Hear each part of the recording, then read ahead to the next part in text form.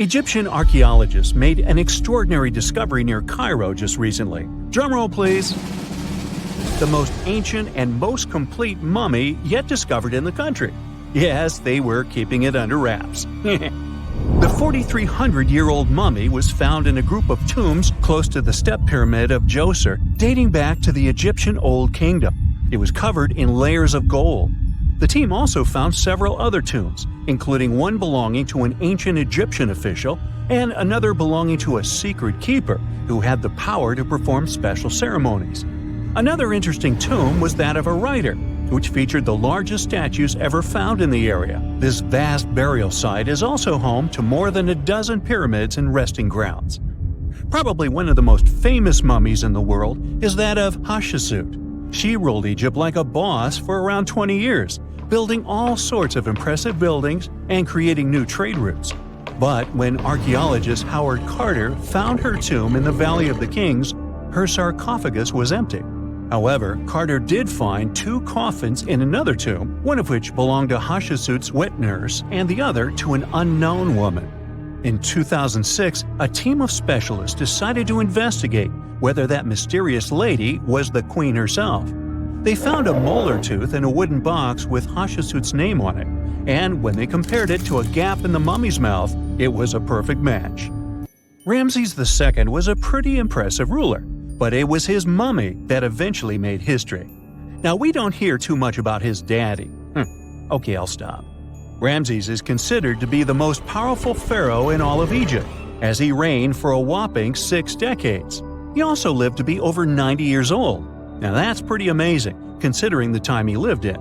Ramses II supposedly had over 100 offspring too. Talk about a big family. When he passed away, his body was originally buried in the Valley of the Kings, but some sneaky guys tried to rob his tomb of all his treasures.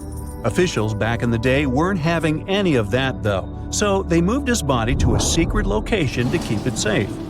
Fast forward to the 1800s, and Ramses II's mummy was discovered along with a bunch of other rulers and important officials. But it wasn't in the best condition, so archaeologists flew it to Paris to get it, pampered. Problem was, he couldn't just be transported into another country. The only solution available was to give Ramses II his own passport. His occupation was listed as king, and the document even featured his photo.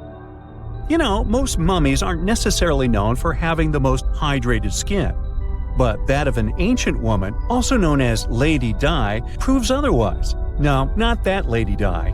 This wealthy lady from ancient times was discovered in an ornate tomb in 1971, and she looked fabulous, if we can say so about a mummy. Thanks to the special conditions in her tomb, like the moisture in the environment and the lack of oxygen, her body was almost perfectly preserved. Her skin was soft, her hair was on point, and she was still flexible.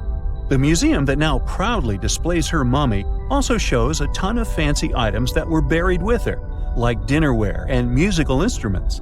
Archaeologists investigated the mummy further and discovered that she passed away from a heart attack at around 50 years old. Even though it hasn't been around for over 2,000 years, Lady Di is still making history. The mummy of Otzi the Iceman was discovered in the Alps in 1991. Austrian authorities initially thought he was a modern mountaineer because he was so well preserved. Turns out, he was actually from the Copper Age. He was found in a mountain pass over 10,000 feet above sea level. Through studying his mummy, we've learned so much about life in Copper Age Europe. For example, we know that he was a native of Central Europe and enjoyed eating meat. He also suffered from arthritis, narrowing arteries, and intestinal problems. But he likely used acupuncture and medicinal herbs to treat these conditions. And apparently, he was pretty handy with tools. He sharpened them just days before his untimely demise. Who knows if he was expecting trouble or just getting ready for some routine work. Now, King Tut and his story is most likely the one that made all mummies famous. This pharaoh passed away at the young age of 19, more than 3,000 years ago. But his mummy is still one of the most well-known in the world. When his tomb was opened in 1922, people went wild because it was still intact, unlike many other royal tombs. It had some seriously blinged-out coffins, including one made of solid gold. Not only did Tut's tomb give us a glimpse into ancient Egyptian history, but his mummy also taught us a lot about the time he lived in. DNA analysis helped identify his parents and revealed that the pharaoh had a rare bone disorder that might have made walking a bit tough. Now, Ginger is most likely one of the coolest mummies you'll ever hear about. He's like a time traveler from 5,000 years ago who's still looking fly with his golden hair and perfectly preserved nails. Ginger was discovered in Egypt and is believed to be the earliest known mummified body. Before people even knew about mummification, they used to place bodies in shallow graves in the hot, dry sand. And since the sand absorbed all the water, bacteria couldn't reproduce and the body was preserved naturally. Now, scientists are not sure if Ginger's preservation was intentional or not, but since he was buried with some pottery vessels, it's likely that whoever buried him knew some serious preservation techniques. If you want to meet Ginger in person, he's currently chilling at the British Museum. One Dutch art collector bought a statue from Asia and ended up finding a weird discovery. The statue contained a mummy hidden inside. Unfortunately, the body was too fragile to move, so they had to leave it there. The coolest part is that this mummy is over 1,000 years old and was on display for 200 years before being encased in the statue. When scientists did a CT scan, they found out that the mummy was filled with paper scraps covered in writings. Experts think he might have done this thing called self-mummification, which is a pretty intense process involving a special diet and tea that makes your body less prone to bacteria. Only a few people could handle this ritual, and those who managed to do that were seriously respected. No other Egyptian queen has baffled scientists and historians like the stunning Nefertiti. Based on her statues, she was known for her slender neck, wide eyes, and high cheekbones. Her name translates to "the beautiful woman has come." Talk about living up to your name, huh? Even though she wasn't a pharaoh herself, Nefertiti still managed to leave a lasting impression. Written records suggest that, as a wife and queen, she held an incredibly influential role. Because of her power, she was indeed admired, but she also managed to make quite a lot of enemies throughout her life. She was also related to King Tut, but not biologically. Rather, she was his stepmother. So far, locals have yet to identify her mummy, but that may soon change. A local Egyptologist who has been busy excavating tombs in the Valley of the Kings has found two mummies that he believes could be Nefertiti and her daughter. According to specialists, we may soon finally get a definitive answer about the identity of these two mummies. And if one of them does turn out to be Nefertiti, we could be in for a real treat. DNA analysis and CT scans of the mummy could give us the most complete and accurate image of the queen that we've ever seen. It's crazy to think that we've only scratched the surface of what lies beneath modern-day Egypt. Nefertiti ruled during a time of great power and prosperity in Egypt, but unfortunately passed away in a period of social turmoil, leading to her gravesite being lost. Now, where's my mummy? In 1850, French scientist Auguste Mariette went to Egypt looking for manuscripts, but accidentally found a head of a sphinx sticking out of the dunes. He cleared the sand and figured out the sphinx was guiding the entrance to some underground construction. Several months later, he finally entered the Serapeum of Saqqara. Inside, he found an enormous granite sarcophagi with remnants of 64 bulls. Scientists are still amazed by the tech that the ancient Egyptians used to transport those enormous boxes. The Serapeum was built around the year 3000 before the Common Era. It was an underground tomb built to honor the sacred Apis bulls of ancient Egypt. It had a long hallway, almost 500 feet long, with giant stone rooms on both sides. Some of the sarcophagi weighed as much as 50 average cars, and all of them were made with super precision with exact 90-degree angles. These sarcophagi were beautifully decorated with hieroglyphs and carvings that told stories about the lives and importance of the Apis bulls. Now, there are 24 sarcophagi left. In ancient Egypt, Apis bulls were very special animals connected to the deity Ptah. They thought the bulls carried Ptah's spirit and wisdom, helped the pharaoh, and protected the Egyptians. Priests looked for special markings on young bulls to find Apis bulls. It could be a white triangle on its forehead, which symbolized divine light, a shape on its back like a vulture's wing, and a scarab shape under its tongue, which stood for rebirth. If a bull had these signs, they believed it was chosen by Ptah and treated it like royalty. The chosen bulls lived in a special temple in Memphis, the city where they worshipped Ptah. They received the best care and offerings from visitors who wanted their blessings. When an Apis bull passed away, it was treated with great honor and mummified. When Mariette entered the Serapeum, he noticed traces of rollers on the gallery's floor and found 2 wooden horizontal winches. Each had 8 levers. Later, other explorers saw double rails. The burial chambers were lower than the hallway floor. To get the boxes into place, workers filled the chambers with sand so the sarcophagi could be rolled in straight. Then they slowly removed the sand to gently lower the boxes into perfectly cut spaces in the bedrock. A carved stone sign found in the Serapeum said it took 28 days to move just one sarcophagus and its lid into its spot during the time of Ptolemy II. The extreme precision of the sarcophagi with 90-degree angles also has an explanation. Ancient Egyptians wrote texts, or rather, papyrus, on geometry a long time ago. It shows that they knew the approximate number pi and could calculate the volume of a pyramid with its top cut off. If they could figure out complicated math like that back then, it makes sense that they could also carve perfectly flat surfaces 500 years later. All this sounds pretty legit, but some people think certain things don't add up here. The size of boxes is way larger than the size of bulls, yet they buried pharaohs in tiny coffins that barely fit their bodies. The sarcophagi are made out of granite with crazy precision, and they could have just used limestone, which would have made things way easier. The transportation of the boxes seems pretty simple, but only in theory. If one person could pull about 440 pounds, then at least 250 people would be needed to pull just one box. The tunnels in the Serapeum are really narrow, only about 2 feet wider than the boxes themselves. There's no way hundreds of people could have squeezed into those tight spaces to pull the boxes. And even if they did, how would they turn the box in the cramped corridor, lower it into its niche, and place it perfectly in the middle? Somehow they did this 24 times, and every box is centered perfectly. Plus, the chambers were dusty, and there were no signs of soot from lamps. This means they must have worked in almost complete darkness. The real use of the boxes could also be different. A long time ago, even before the Egyptian pharaohs ruled, the local people already knew how to use fermentation.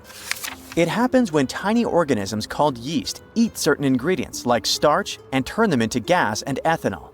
So someone in ancient Egypt probably put food like barley, bread, and even meat inside a giant stone box, then closed it tight with a heavy lid. These stone boxes, carved from granite, were so precisely made that they were almost completely sealed, so nothing could escape from it. As the yeast inside the box started working, it created more and more CO2 gas. It built up pressure inside the box. The granite boxes were incredibly strong. They could handle more pressure than a car tire can hold. When granite was squeezed under such pressure, its crystals produced a tiny electric charge.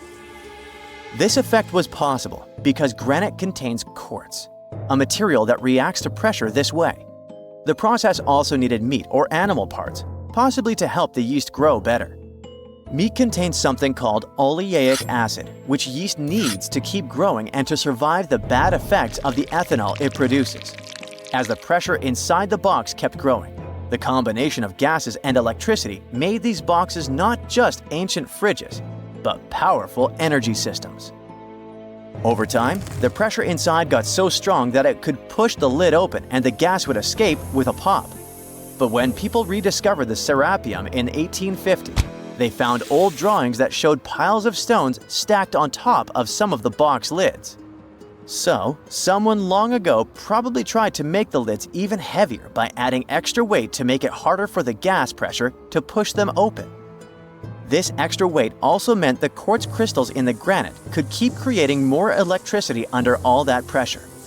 If someone opened one of these stone boxes thousands of years later, they would only find bones from bulls that were placed in the box. And that's exactly what Mariette discovered in the 1850s. They opened the Serapeum for visitors soon after the first excavations in the second half of the 19th century. Prince of Wales even had a luncheon with his guests in one of the sarcophagi. Sands and earthquakes made the site inaccessible for a while, but now you can visit it again and try to solve the mystery yourself.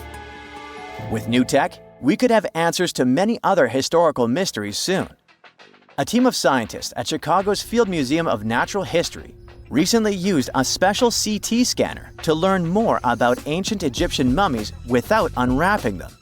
They gently rolled 26 mummies on custom carts out to the parking lot, where the scanner was waiting.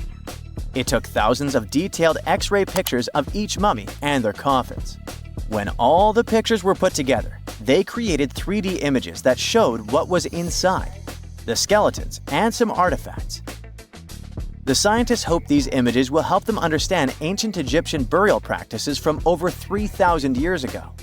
Even though the scanning process only took 4 days, it might take 3 years to study all the data.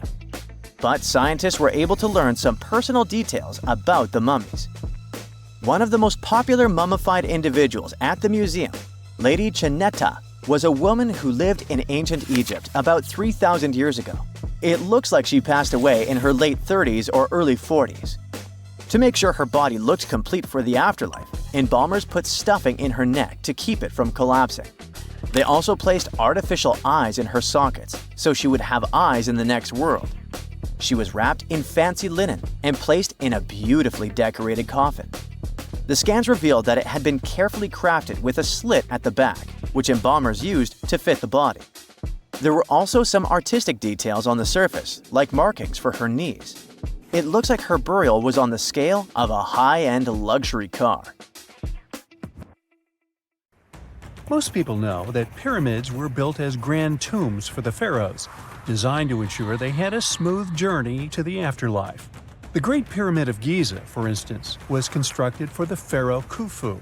But what most people don't know is that this whole pyramid building trend started right here with the step pyramid of Djoser about 4,700 years ago. This massive structure was built for Pharaoh Djoser, a ruler from Egypt's 3rd dynasty. It rises 7 layers high above the ground and stands about 200 feet tall. We think of it today as a phenomenal architectural project, but for ancient Egyptians, the step pyramid of Djoser turned out to be more like a massive experiment, a trial run, if you will, to perfect their building skills before they moved on to even more ambitious pyramids.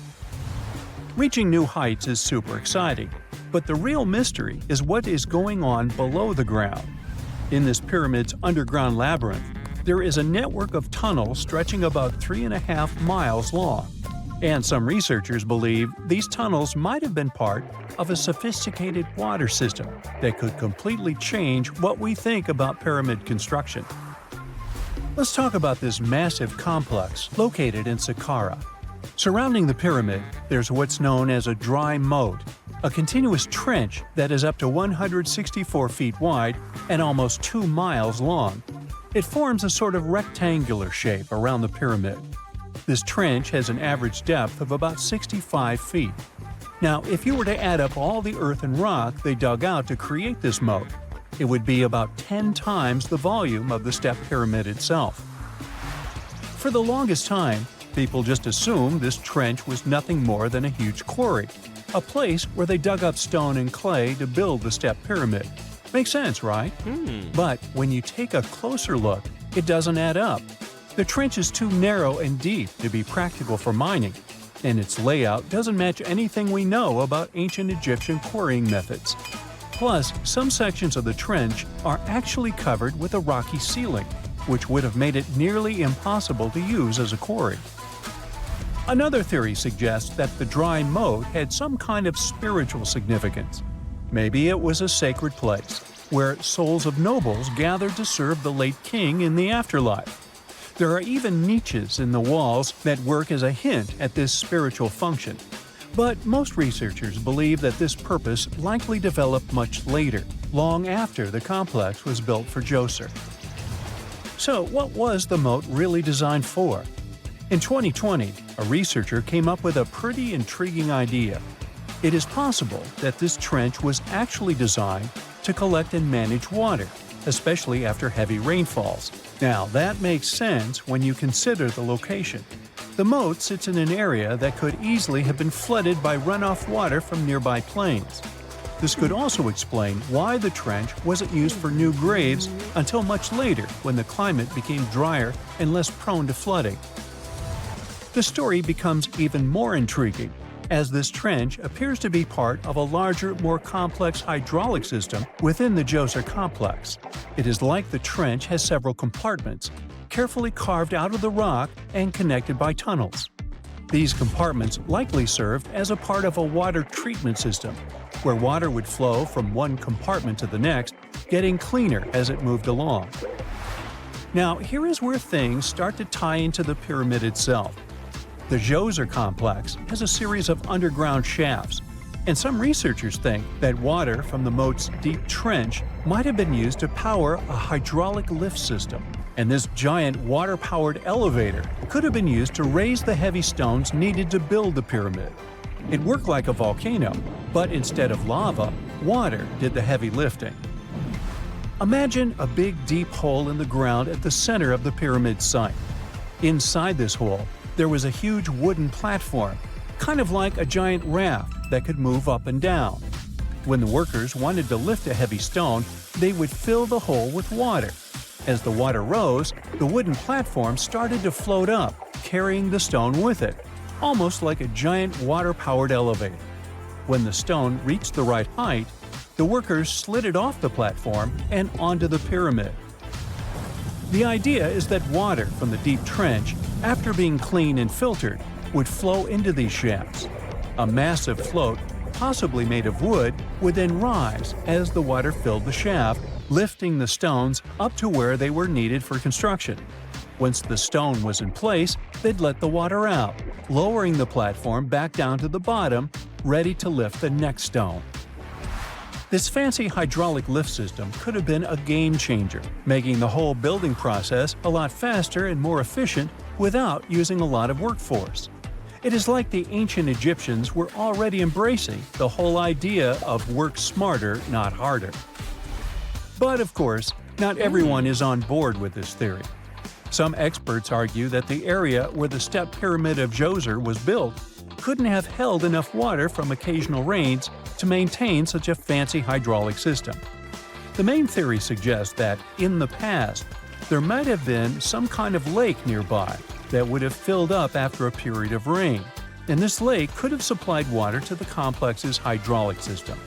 But there is no mention of such a lake in any ancient Egyptian writings, so it might be more of a what-if situation than a reality. And then there's the issue of the hard work itself. Remember when I said this method could have allowed the ancient builders to raise stones with far less effort? Well, that might not be entirely true. According to some experts, just building this hydraulic device would have required a lot more heavy work than simply moving the stone blocks using good old-fashioned manpower. And let's not forget, the step pyramid of Djoser is like a baby pyramid compared to those that came later. The stones used for Djoser's pyramid weighed, on average, about 660 pounds each, which is nothing compared to the more than 2.5-ton blocks used later for the pyramid of Chephren. If this cool water lift theory gets completely ruled out, we still need to explain how this pyramid was built in the first place. To answer that, we need to rewind a bit and talk about the original plans. See, before Djoser's tomb became a pyramid, the idea was to construct a simple mastaba. This type of tomb was pretty common in earlier periods, a flat-roofed, rectangular structure with sloping sides. But after the original mastaba was finished, they decided to expand it a bit by adding more layers on top. And then they added even more layers, until the construction reached 6 distinctive steps, each one smaller than the previous. And they probably did all this by raising those heavy stones using ramps, not a water-powered elevator. There is still so much we don't know about the Step Pyramid of Djoser. More research is definitely needed to fully understand how this system worked, or if it even existed at all. But the idea of using water to help build the pyramid adds a whole new layer to our understanding of ancient Egyptian engineering. It's a powerful reminder of just how clever and resourceful those builders were, using the natural landscape and the power of water to create one of the most iconic monuments in history. We know that the ancient Egyptians were talented enough to build something as grand as the pyramids, but were they also smart enough to measure the speed of light? There's a theory circulating online that says exactly that. If you look at these two numbers, you'll see that they match completely. The first one is the speed of light in a vacuum measured in meters, and the second one is the latitude of the Great Pyramid of Giza. So, was it done on purpose, or is it just a coincidence? Well, happily, we can tell you that it's actually just a coincidence, not another conspiracy thingy. The Great Pyramid is just one of the many places in the world that share the same latitude. And more importantly, even if the ancient Egyptians had somehow measured the speed of light and chosen to keep it a secret from the rest of the world, they wouldn't have used meters to put it down. Meters were only defined at the end of the 18th century. The builders of the pyramids used a different unit of measure called cubits. 1 cubit is equal to 1.5 feet. Cubit was based on the length of the arm from the elbow to the tip of the middle finger, and it became popular in the ancient world. So if they wanted to impress the rest of the world and set the pyramids at a point that matched the speed of light in cubits, they would have to build their iconic constructions somewhere in Europe. And then the Danish astronomer who first measured the speed of light in 1676 would have been really upset to know that someone had done it centuries before him. So, although they were ahead of their time in many aspects, the ancient Egyptians never measured the speed of light or used longitude and latitude to map their locations. The base of the Great Pyramid of Giza might seem like a perfect square, but it's actually an 8-sided structure, not 4-sided. Each of its 4 sides has a subtle concave indentation that splits it evenly from base to tip. The official version is that a British pilot was the first to notice it in 1940 while flying over the pyramid. He took a photograph that showed shadows highlighting these indentations. Some people think these lines are only visible from above and can best be seen at dawn and dusk during the spring and autumn equinoxes. This has led to a freaky theory that the ancient Egyptians might have designed the pyramids to communicate with something looking at them from above. Now, the Great Pyramid is one of only 3 pyramids that used to have a swivel door. It weighed around 20 tons, but they could still easily open it from the inside. Its precise fit made it nearly invisible from the outside, with no visible latch or handle. There were only slight variations in the exterior stone that gave out an opening. The other 2 pyramids with similar doors belonged to Khufu's father and grandfather. The Great Pyramid also has a hidden void at least 100 feet long that was only found in 2017. We still don't know what lies within the space, what purpose it served, or if it is the only space of its kind. Researchers used the same tech to see through cathedral walls, Mayan pyramids, and even volcanoes. It depends on a natural shower of subatomic particles called muons. They pass more easily through empty space than through solid materials. So if they arrange multiple muon detectors around a structure, scientists can map out its solid and empty areas. A team of scientists placed muon detectors inside the Great Pyramid and allowed them to gather data for months. Scientists have analyzed samples of the mortar used to build the pyramids many times. Although we know its composition, modern technology still can't replicate it. The mortar is mostly made from processed gypsum, but it wasn't used like the cement we use for bricks today. Instead, they used it to support the joints between the massive stones as they were set in place. The estimated amount they needed to construct the Great Pyramid was around 500,000 tons of mortar. The gypsum mortar is stronger than the stones themselves and has held up for thousands of years. Now, all 4 sides of the Great Pyramid are aligned with the cardinal points – north, south, east, and west. According to geologist and engineer Glenn Dash, the alignment is accurate to within 4 minutes of arc, or 1/15th of a degree. The architects managed to achieve this without modern tools like drones, blueprints, or computers. Many researchers try to explain this construction miracle. Maybe they used the pole star or the sun's shadow. Dash recently proposed a new, simpler idea. The Egyptians might have used the autumnal equinox to align the pyramids.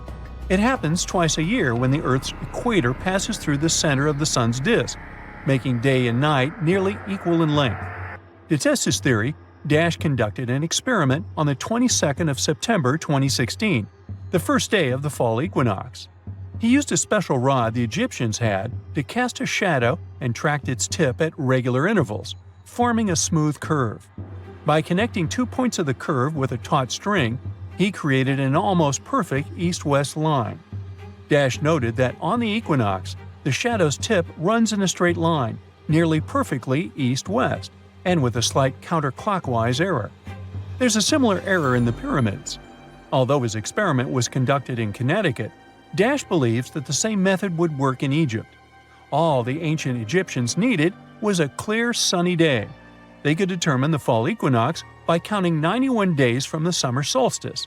But they left us few clues, and no engineering documents or architectural plans have been found that explain their methods.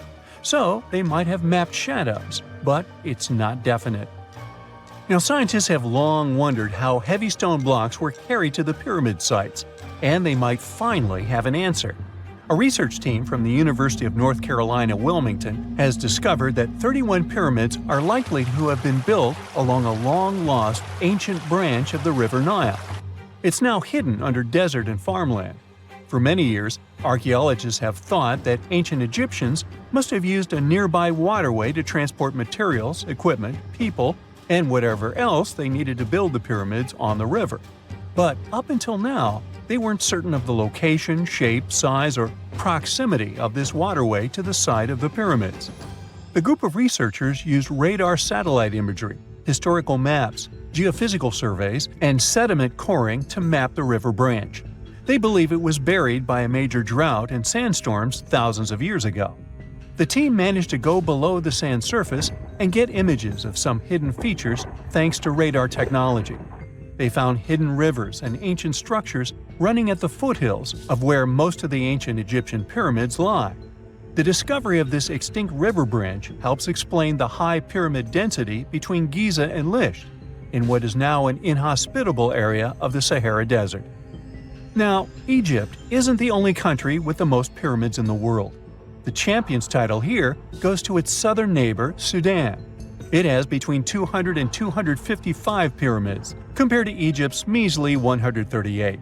They were built by members of the Kingdom of Kush, an ancient civilization that ruled the lands along the Nile River many years ago. They started erecting pyramids around 500 years after the Egyptians had stopped doing it. Their pyramids are much smaller than the Egyptian ones, but were built for the same purposes. Archaeologists are still working to find out how the pyramids in the Sudan were built, how long it took to complete them, and what happened to their society. A gruesome discovery took place in Egypt some years ago. You want to hear about it? 16 human hands, carefully buried in 4 eerie pits.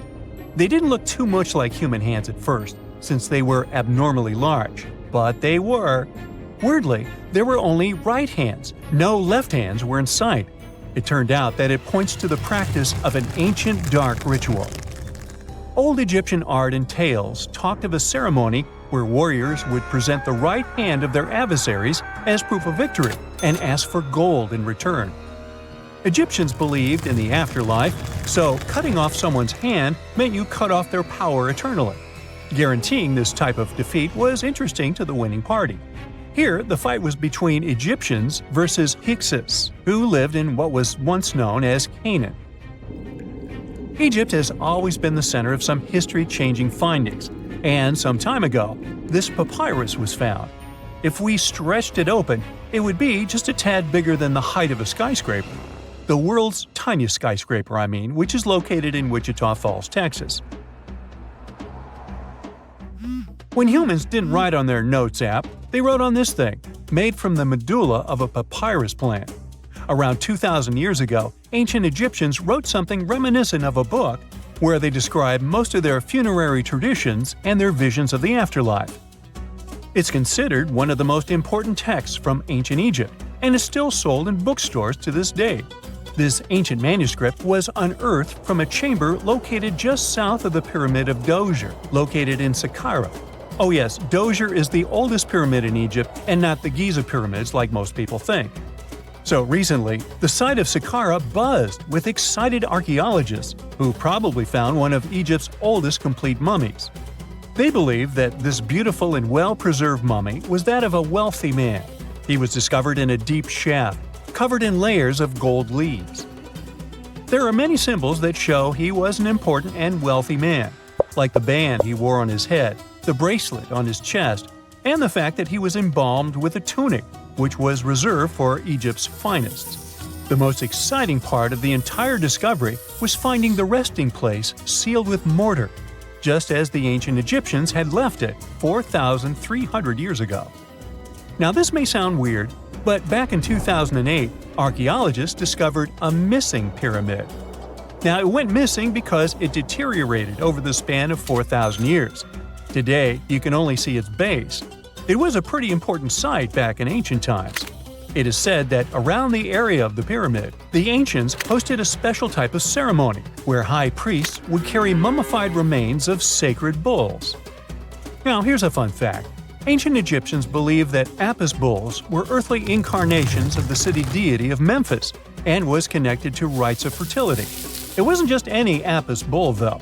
They needed to be all black, with a single white mark between its horns and a bunch of very specific characteristics. They were selected by the local priests and honored until they passed away.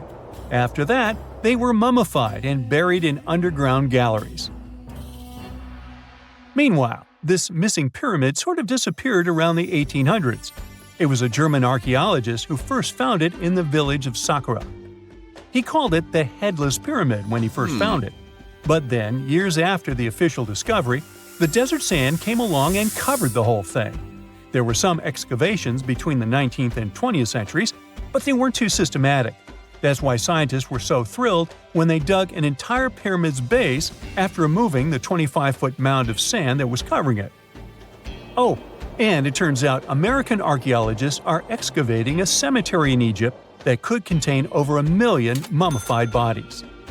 So far, archaeologists have dug around 1,700 mummies.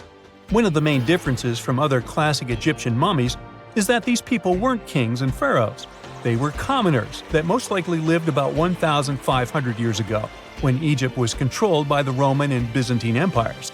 The name of the cemetery is cool, though, the Way of the Water Buffalo, just in case you want to check it out on your next trip. Other than bulls and buffaloes, ancient Egyptians also liked baboons. Are you seeing a pattern here? In the beginning of the 20th century, archaeologists discovered a site filled with mummified baboons in a place called, guess what? The Valley of Monkeys. An animal wouldn't have been mummified if it wasn't considered important. Certain animals were more important than others, since they were linked to specific deities. Jackals were connected to Anubis, the ancient god of the afterlife, and cats were likened to the female deity Bastet. Baboons were a pretty big deal, since they were believed to be connected to Thoth, the deity of wisdom and advisor to Ra, one of Egypt's supreme deities. The archaeologists who studied these animals weren't too happy.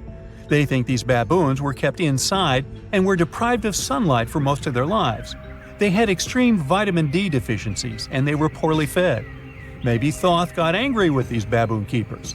Just a guess. Since there's never a boring day for archaeologists in Egypt, they also found human mummies with golden tongues. Since Egyptians were all about the afterlife, they believed that golden tongues might help a person speak once they pass to the other side. I mean, it's a long shot, but hey, why not? Some of these mummies were placed in wooden coffins with goods, such as necklaces, pottery, golden artifacts in the shape of lotus flowers and scarab beetles, and iPhones. Just kidding. A new temple was also unearthed recently in Egypt. Scientists believe it was dedicated to honor Zeus Cassios. That deity would be a cross between Zeus, the almighty Greek deity of the sky, and Mount Cassios. While digging around the Sinai Peninsula in Egypt, archaeologists spotted 2 pink granite columns poking out of the ground. And bingo. They believe these columns represented the temple's front gate and collapsed during an earthquake many years ago. And speaking of deities, there weren't only super serious deities. Recently, scientists unearthed a golden ring in a city south of Cairo. No, Frodo, it's not magical. It was a normal gold ring. But it had the depiction of the deity of fun, officially named Bes. This deity is often described in sacred texts as a happy chubby dwarf.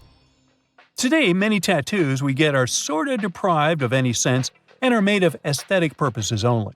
In ancient Egypt, though, women would get tattoos as a token of protection for childbirth. That's what scientists think, at least. Around the Nile region, scientists found some mummies that had well-preserved tattoos, which is a rarity since the skin deteriorates so easily. 2 of these women tattooed their lower backs, and the drawings were simple. They were mostly pictures, including that same chubby dwarf we just talked about, Bes. He also had a side hustle as the protector of women during childbirth. Now, would you believe me if I told you ancient Egyptians invented robots? No? Well, that's because that's not entirely true. Sure, they were astronomers, mathematicians, and engineers, and somehow they also squeezed an eccentric invention into that package. An automated deity some scientists called Hathor. This wooden statue had been in the Metropolitan Museum of Art for years before someone noticed its secret. With the help of an X-ray machine, specialists discovered a mechanical operating system inside it. The pulley-like axis goes from the statue's shoulder to her left leg. When the system rotates, the statue raises and lowers her hand. Hey, pick me! Pick me! I got my hand up here. If there's a question that still baffles archaeologists to this day, it's this one. How did the ancient Egyptians build those magnificent pyramids? As far as we know today, their resources were quite limited, especially in terms of tools and building materials. We still don't have a fully satisfying answer, but hey, we've got some pretty amazing theories worth considering. The leading contender among these theories involves the clever Egyptians employing a sneaky strategy.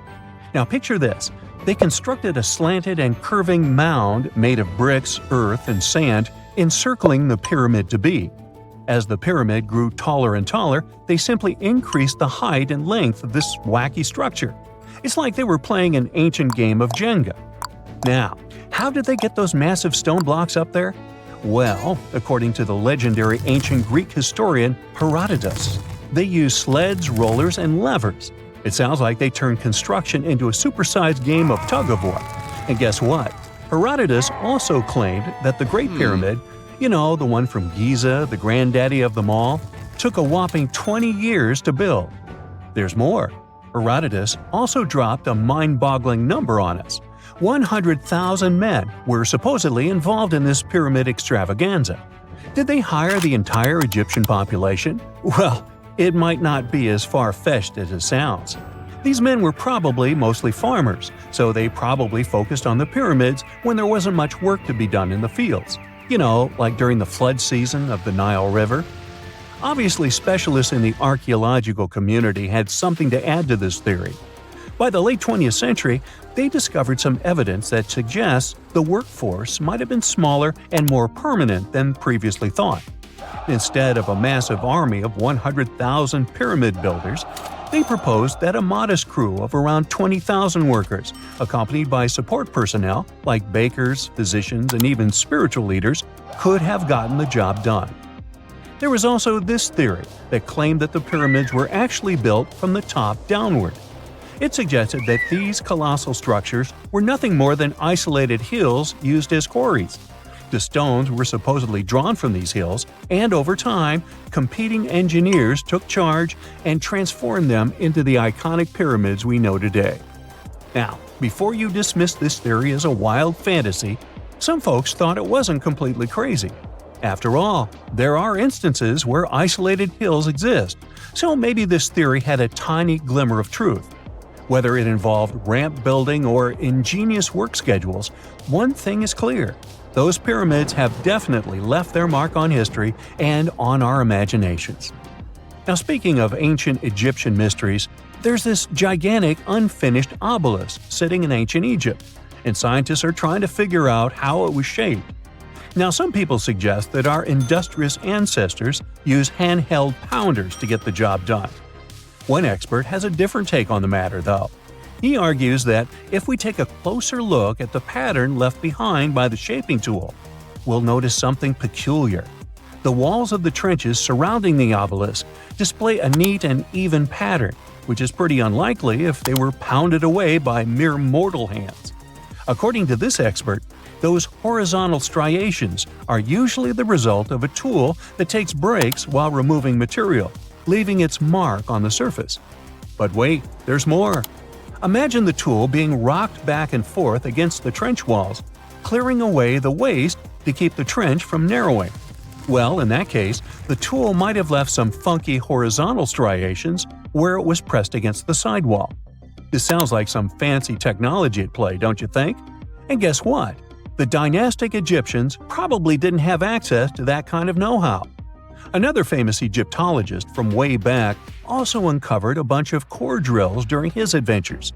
Although the actual drill bits are missing, his collection houses these particular core remnants made of limestone, alabaster, and even granite. These constructions aren't the only amazing thing the ancient Egyptians left behind, though.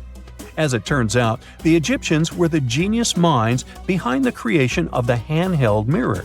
Yeah, that little mirror you use every day to check yourself out. But here's the twist. These mirrors are like pieces of art. They were decorated with inscriptions and figures. But that's not all. The Egyptians had a serious concern with their appearance. They knew the importance of personal hygiene and looking fabulous. So, in their quest for pearly whites, they invented toothbrushes and toothpaste. Dental problems were pretty common back then, and their smiles weren't exactly all white. Dentistry wasn't their strongest suit, you see. Maybe their minds were distracted by all that pyramid building. So that doesn't mean those ancient toothpaste recipes weren't amazing. One delightful concoction included rock salt, mint, dried iris petals, and pepper.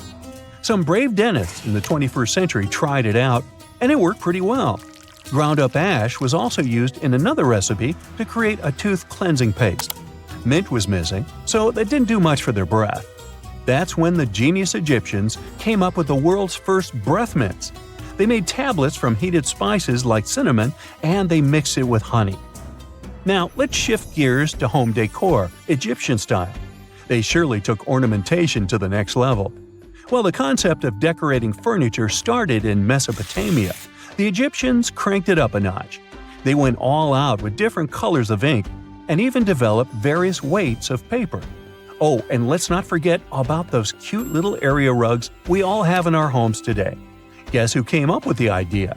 Yep, the Egyptians. They used the versatile papyrus plant to make those cozy rugs. And speaking of trends, the Egyptians loved their knickknacks.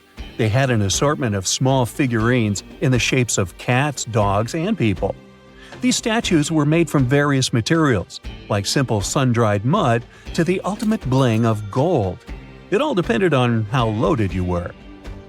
The Egyptians were also all about farming, and they knew that clean water was crucial for their crops and animals. That's why they came up with some nifty inventions and techniques to make sure their land was fertile and their plants were happy. First off, they had the genius idea of using ox-drawn plows. They had two types of plows, heavy and light. The heavy plow would strut its stuff, cutting deep furrows in the soil, while the lighter plow followed behind, fluffing up the earth. But they didn't stop there. After plowing, the Egyptians would break up clumps of soil and sow the rows with seeds. To give those seeds a good old squish into the furrows, they'd march their livestock across the field, effectively closing up the furrows. But hey, all that hard work would be pointless if their seeds were as dry as the Sahara. That's where irrigation comes into play. The Egyptians were so good at it that other cultures, like the Greeks and Romans, couldn't help but copy their techniques. Now let's switch gears and talk about the marvelous architecture of ancient Egypt. These folks weren't just skilled farmers, they were also architectural maestros. They built these fancy canals to carry water to farms and villages, and boy, did they know how to make those canals look pretty. Just imagine strolling along a canal lined with ornate structures. The pharaoh Ramesses the Great was quite the overachiever when it came to construction. One of his mind-blowing creations was the construction located at Abu Simbel.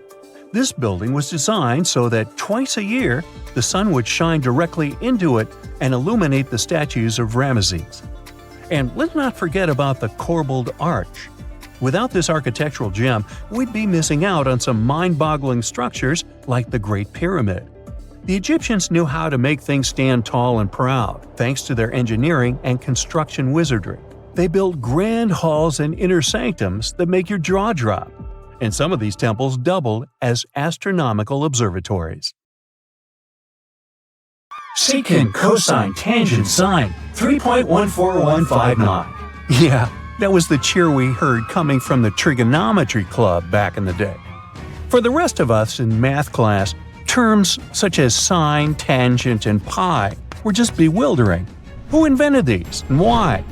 Was their only purpose to make it harder for students? Well, not quite. Trigonometry was invented by the ancient Egyptians.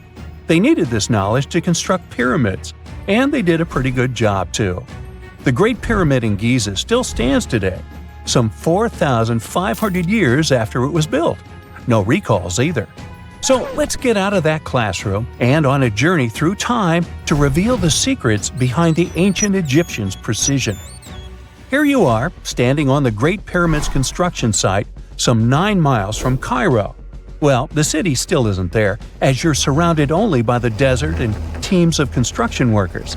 They're transporting large stone blocks weighing 2.5 tons each. They're inside a wooden sled that sits on large rollers. A crew of 8 men rolls these blocks along the ground. You immediately think of the rollers on a supermarket cash register. The principle is exactly the same, but the scale is greater, much greater. Scientists estimate that the Egyptians used 2.3 million such blocks in the Great Pyramid alone. And the block in front of you is one of the lighter ones. The heaviest of them weighed up to 15 tons. But where did all these blocks come from? Most of them originated from quarries around Giza. It's not that impressive, you think, but wait until you hear how ancient engineers transported the granite used in construction over 500 miles to the pyramid. There were no railways or highways back then, but the mighty Nile was always there. Researchers even believe that the Egyptians dug a canal to connect the Nile directly to the pyramid's construction site. All they had to do then was to wait for the flood season to begin, and voila! The rising water levels floated the heavy stone blocks for them. But how did they lift the enormous stones on dry land to stack them up to the top? Did they use oversized cranes? Well, ancient Egyptians worked around this problem, literally speaking. One of the workers is now pointing to the giant ramp going around the pyramid they're building. This is how a mountain road zigzags its way to the top. If the ramp went directly to the top of the pyramid, then workers couldn't pull the stone blocks along it. It would be too steep. Scientists have calculated that 8% could be the maximum incline. So ancient Egyptians just extended the ramp around the pyramid. Again, these are all theories, as the ramp could have been inside the pyramid, as some researchers suggest. The exact building method is still a mystery, guarded by the Sphinx. That's its real name, right? Wrong. As the Great Sphinx is just the statue's alias. You know, the name writers take when they want to hide their true identity, or a singer's stage name. The Sphinx's real name, translated from Egyptian, means Horus in the horizon. That was the name for the Egyptian deity of the sky. The trail of mystery doesn't end there, as a man walks past you with a bucket of paint. He's going to add a touch of color to the Great Sphinx. Researchers found specks of this red color next to its ear. That was some strong paint, as it survived for thousands of years. You are now standing straight in front of the Sphinx. You look up. It's very tall, right? 66 feet to be precise. Now resist the urge to take a selfie. You can do it. Now you notice something else. It looks like the Sphinx is in the center of a giant triangle in the back. That's one side of the Great Pyramid. And no, your eyes are not playing tricks on you. The Sphinx really does sit in the center of the pyramid's lateral face. Here's where math comes in handy. A pyramid has 4 sides, called lateral faces. There's also a 5th face, the base, but that's not visible. It's, wait for it, face down. The Sphinx has one last mystery to reveal – its age. Scientists agree that Pharaoh Khafre built the Sphinx. He ruled after his father, who had built a great pyramid nearby. So both structures were finished around the same time. Let's talk about numbers again. You've heard of Cleopatra, the Egyptian princess described as a woman of great beauty. Hello? She saw the pyramids, but she lived closer to the time of the first iPhone than the time of the people who built the pyramids. Fascinating, right? You can see thousands of people around you. They're working hard to build the pharaoh's tomb. But how many of them are there exactly? One Greek philosopher estimated there were as many as 100,000 workers. Seems like an okay number for such an enormous structure, but it can't be true. Science simply can't back up this number. Egyptologists put the total number of workers at 30,000. And yes, Indiana Jones was one of them, at least on the big screen, but he showed up late. Egyptologists know a lot about the pyramids, but not everything. Not because they don't want to, but because they haven't yet dug up enough evidence. They can only guess how the building process went. First, engineers would arrive to choose the right spot and do the necessary measurements. That's why they needed all that complicated math. Then, it's time for sourcing the material, the large stone blocks I mentioned earlier. When boats deliver them to the site of the future pyramid, workers can finally do their thing. They operated in smaller groups, but there were at least 2,000 of them chiseling and carving away at any given time. Sounds like a typical construction site today? Well, that's because it is, just thousands of years ago. It's amazing what ancient Egyptians were able to achieve with just copper and stone tools. The pyramid is now complete in front of you. But is it the same pyramid we see today? Why is this structure shining bright in the desert sun? Isn't it supposed to be a dusty yellow color? Well, no. Human activity and the elements have completely stripped the outer layer of stones over time. Expert craftspeople polished these blocks using nothing but stone and sand. The end result was a smooth and shiny rock. On the day it was completed, the Great Pyramid of Giza was a perfect triangle of light. Its polished sides acted like giant mirrors, reflecting the powerful Egyptian sun. This is the point where you should put your glasses on, and that shiny thing you see at the pyramid's very top is actually gold. The capstone at the top of the pyramid is called a pyramidion. It was covered in sheets of gold. As you can guess, these were the first stones to disappear. Let's make another stop before we get you back to your classroom. We travel to the British Isles, and no, Stonehenge isn't our destination. It is Newgrange in County Meath. Scientists estimate that the ancient peoples of Ireland built this stone monument around the year 3200 BCE. This makes it older than both Stonehenge and the Great Pyramid in Giza. The function of the circular mound in Newgrange is the same as the one of the Great Pyramid and equally mysterious. The estimated amount of loose stone present in the valley is over 220,000 tons. And it's not just randomly thrown on a pile.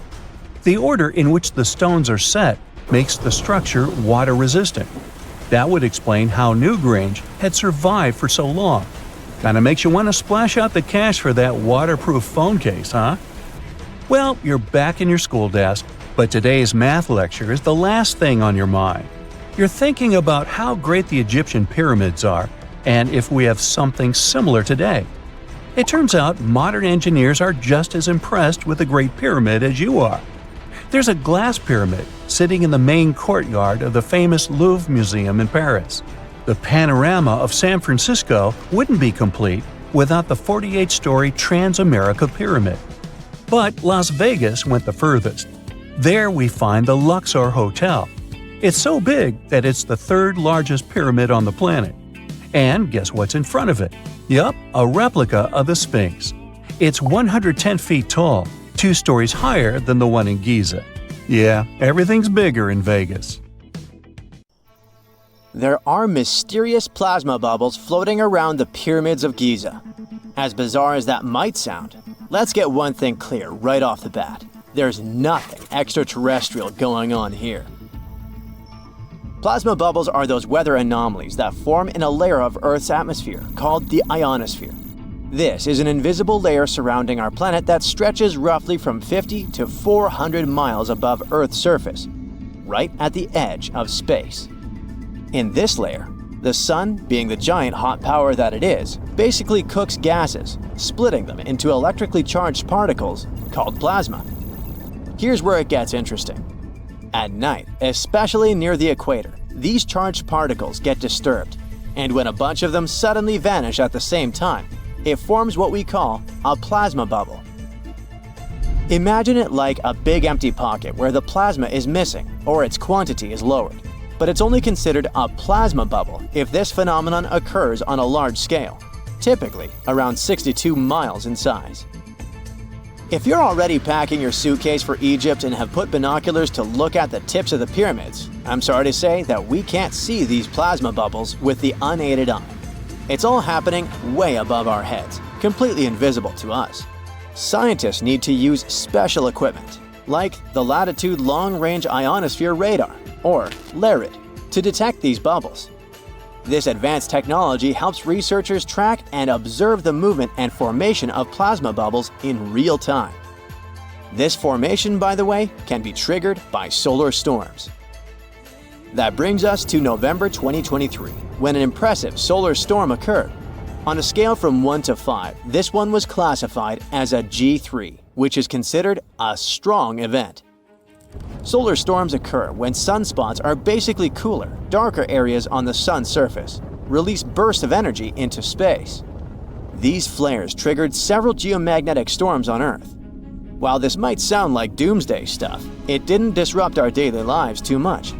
In fact, it was great news for skywatchers, since the solar storm created stunning auroras, with the northern lights visible as far south as Greece and Turkey. But this particular storm in 2023 also had another interesting consequence. It caused the largest plasma bubble ever recorded by the Chinese radar.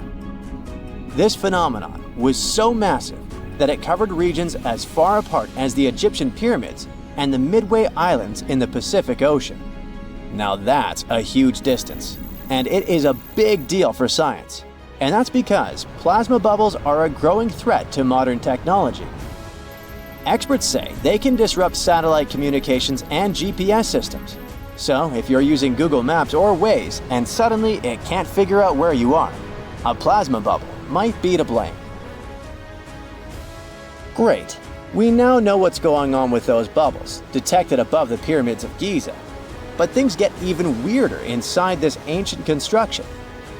Apparently, the Great Pyramid of Giza has the ability to concentrate electromagnetic energy within its interior.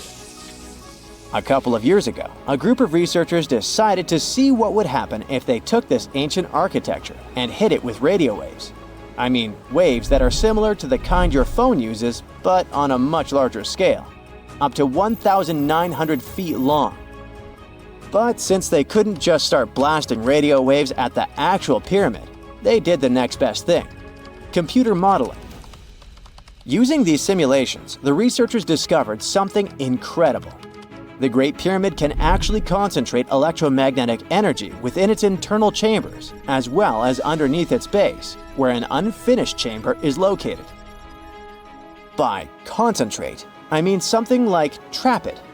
For example, when you shout into a cave, you hear your voice echo back, right? The sound waves don't just disappear, they bounce around and get focused. Similarly, when radio waves hit the pyramid, they don't just pass through or around it. Instead, they get absorbed, bounce around, and focus inside and underneath the pyramid. Our list of mysterious phenomena surrounding the Egyptian pyramids doesn't end there.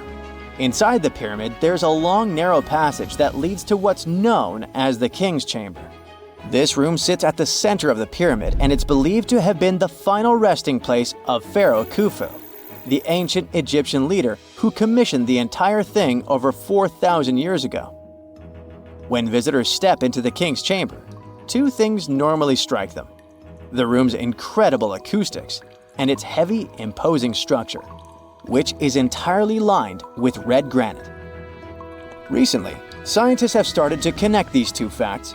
Some researchers now believe that the king's chamber might be able to catch or pick up sound energy generated from other parts of the pyramid.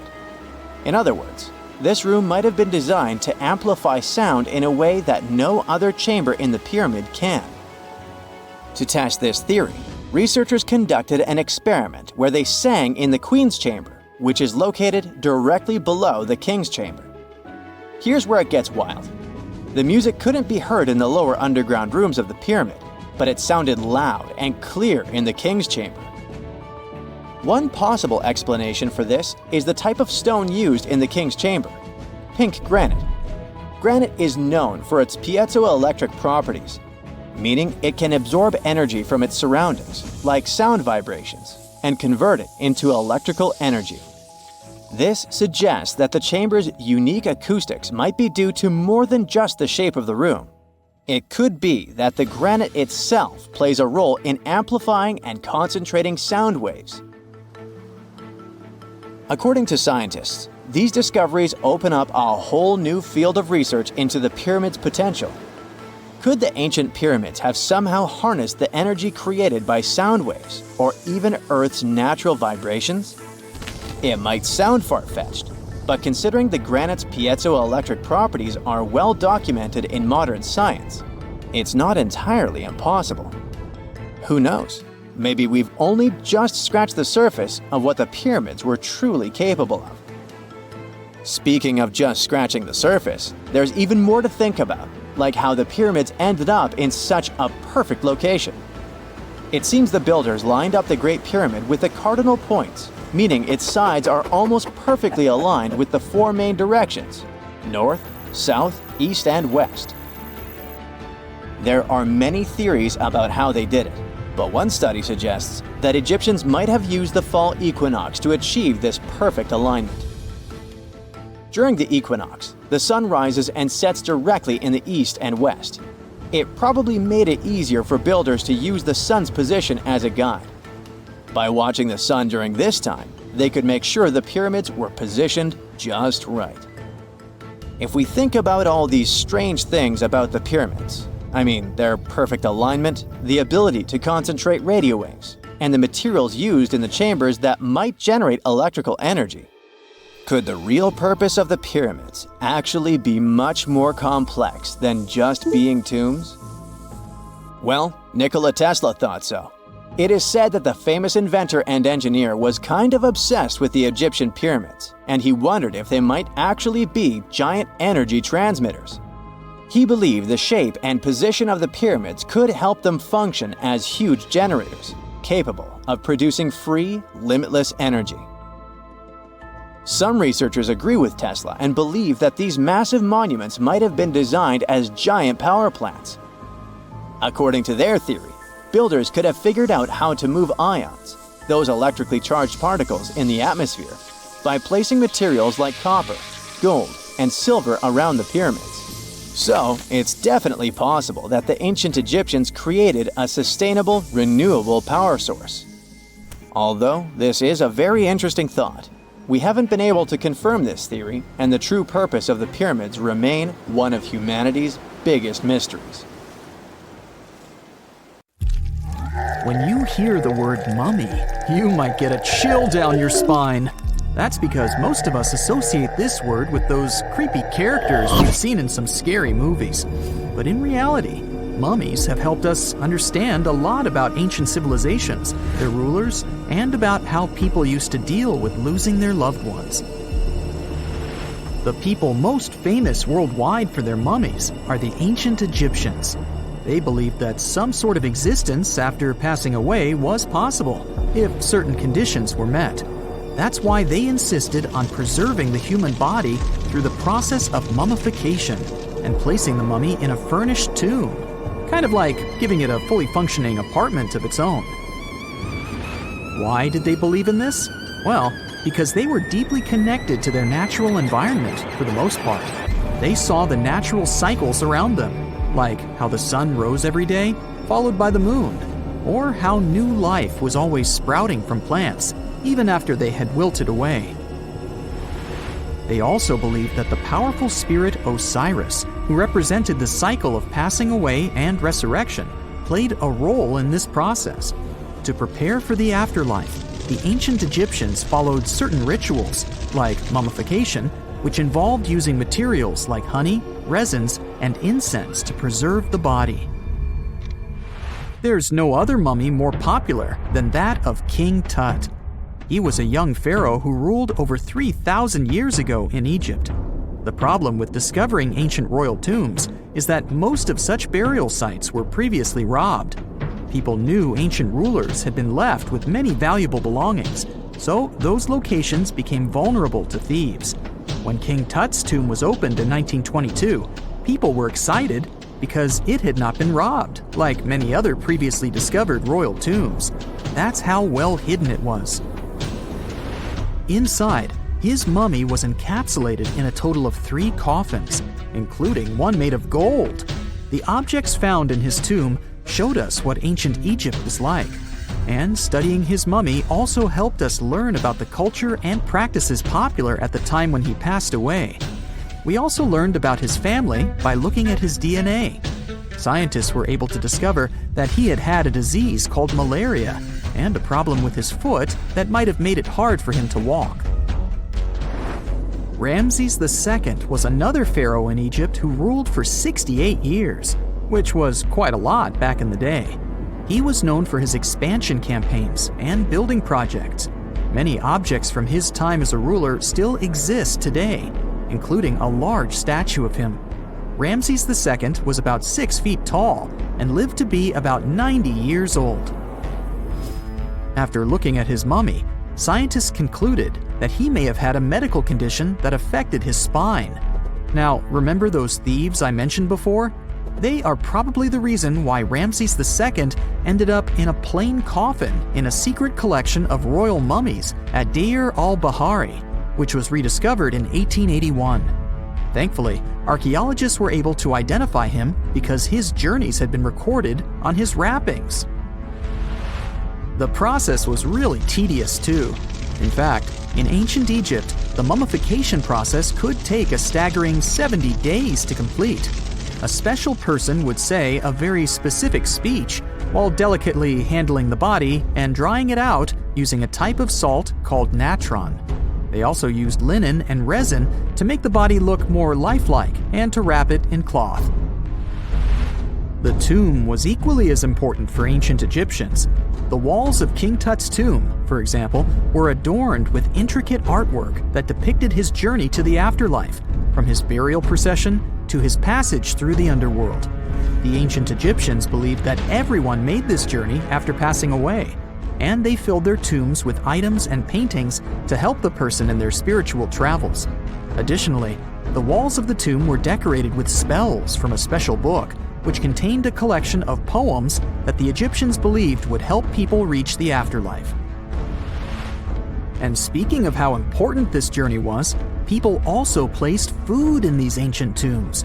In King Tut's tomb, archaeologists discovered 36 jars of vintage beverages and 8 baskets of fruit, which were believed to be left there to help him in his journey to the afterlife. The Egyptians believed that traveling to the afterlife took a really long time, so they left a lot of supplies, such as food and water, to sustain their loved ones. Pharaohs also generally had numerous luxurious garments and beautiful jewelry in their tombs to ensure that they would have a fashionable journey. These items included various types of linen clothing, such as tunics, scarves, gloves, and headdresses, as well as a lot of gold jewelry with precious stones, like bracelets, buckles, pendants, necklaces, rings, and even precious depictions of insects for protection. Some were also deposited with fans made from ivory and ostrich feathers to keep them cool in the afterlife. Some ancient rulers were even placed in their forever apartments along with boats. For example, Pharaoh Khufu built the Great Pyramid at Giza as his tomb, and a large ship was found inside. King Tut, however, was buried with multiple boat paddles, but no actual boat. Instead, he had 3 chariots and numerous walking sticks made of precious materials, perhaps indicating he'd rather travel to the beyond by land, not by water. Amongst the most interesting objects found near ancient mummies are bottles of oils and perfumes. If rulers were supposed to be fashionable, why not smell nice too, right? Also, some of them had some ancient kinds of board games, most of them made out of precious materials like gold or ivory. One of those games was called Senet. It was very popular amongst the ancient Egyptians and very similar to modern-day chess. The ancient Egyptians may have the most famous mummies out there, but they weren't the first to invent the procedure. In fact, it all started in South America with an ancient civilization named the Chinchorro. As far as we know today, these people were the first to mummify their loved ones that had passed away. They did it somewhere around 2,000 years before the Egyptians started their own rituals. Sure, we can tell a lot about ancient rulers by studying these mummies, but until recently, we had no idea what they really looked like during their lifetime. Not so long ago, though, some very special mummy paintings were found by archaeologists studying ancient Egyptian objects. These mummy portraits are highly detailed paintings of individuals that were made while they were still alive. Such paintings were often painted on wood, as opposed to the classical portraits we all know about, which are painted on canvas. They are known for their realism and beauty, and have even been used by researchers to diagnose diseases by comparing them to the corresponding mummies. Some of these portraits also include depictions of jewelry, which was later found on the mummies. The recent discovery of these mummy portraits in Central Egypt is significant, as it marks the first time in over a century that such paintings have been found. Mummies appeared all around the world naturally, too. Mummification can occur without people intervening because of natural conditions, like extremely cold or hot environments, places with a lack of oxygen, or accidental exposure to chemicals that preserve the body. These conditions don't allow bacteria to grow, resulting in the body remaining more or less intact. Famous Otzi was one of these mummies. We know today he was a man who lived around 5,000 years ago in Europe. But upon his discovery in the Alps in 1991, Austrian authorities initially believed that he was a modern mountaineer because of how well preserved the body was. However, after the Iceman was removed from the glacier, it was determined that he was actually from the Copper Age. X-rays are a type of invisible radiation that can pass through our bodies and objects. They're very important in the field of medicine because they allow doctors to see inside our bodies without having to perform surgery. Now, let's dive into how X-rays work. They're a kind of electromagnetic radiation, just like light or radio waves. However, they have much higher energy than light, which makes them able to go through objects that light cannot. Imagine you have a powerful flashlight. If you try to shine it through a wall, the light won't go through because the wall is too thick. But these rays have enough energy to go through walls and even our bodies. The discovery of X-rays happened by accident in the late 19th century. A scientist was experimenting with cathode rays, which are a type of radiation. He was working in his lab and noticed that a nearby fluorescent screen started to glow, even though it was not directly exposed to the cathode rays. He realized that something invisible was causing the fluorescence, and he named it X-ray, because X is the mathematical symbol for something unknown.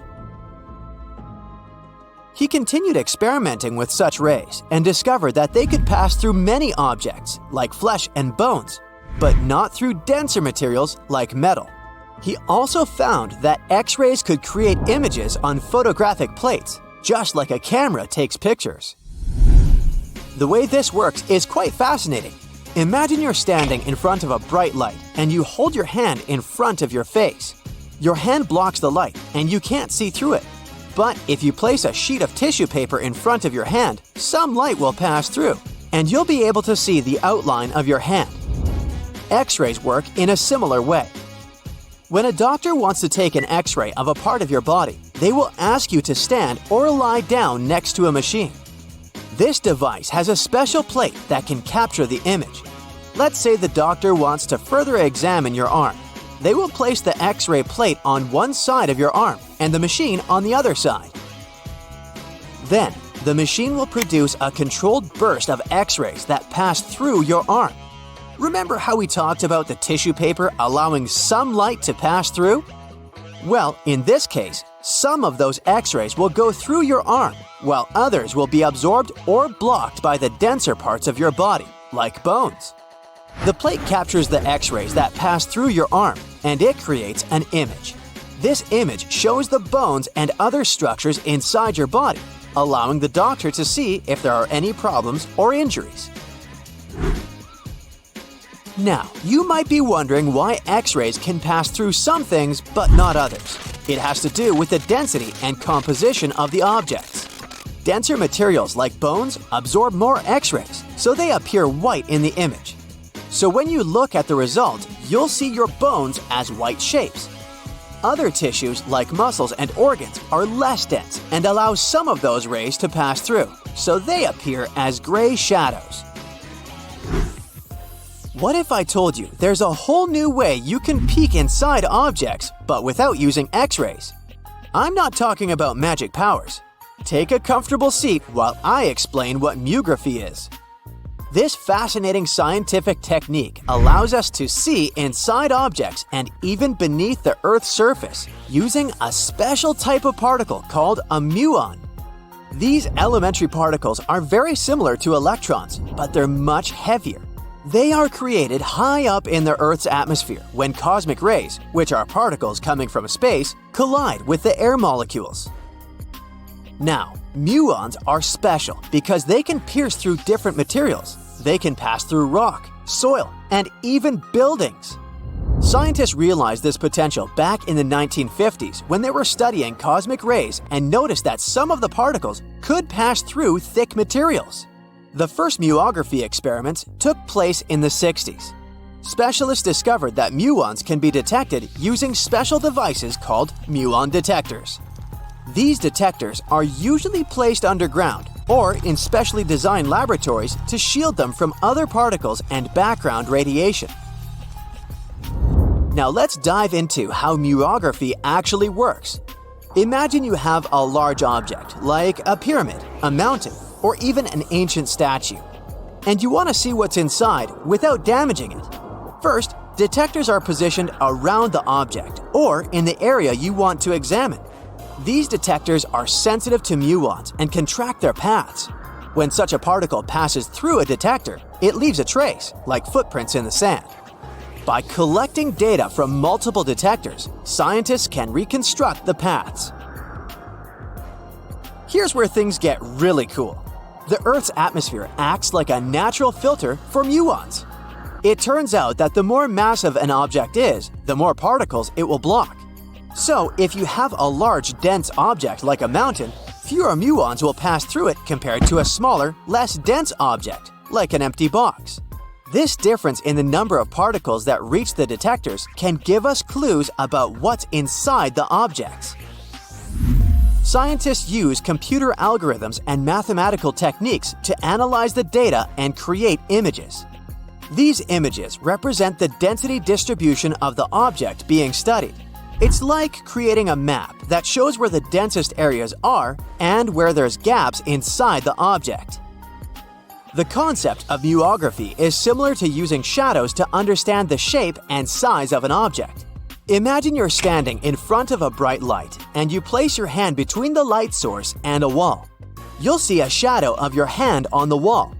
Based on the shape and size of the shadow, you can get an idea of what your hand looks like, even though you can't see it directly. This technique has been used to study various objects and structures.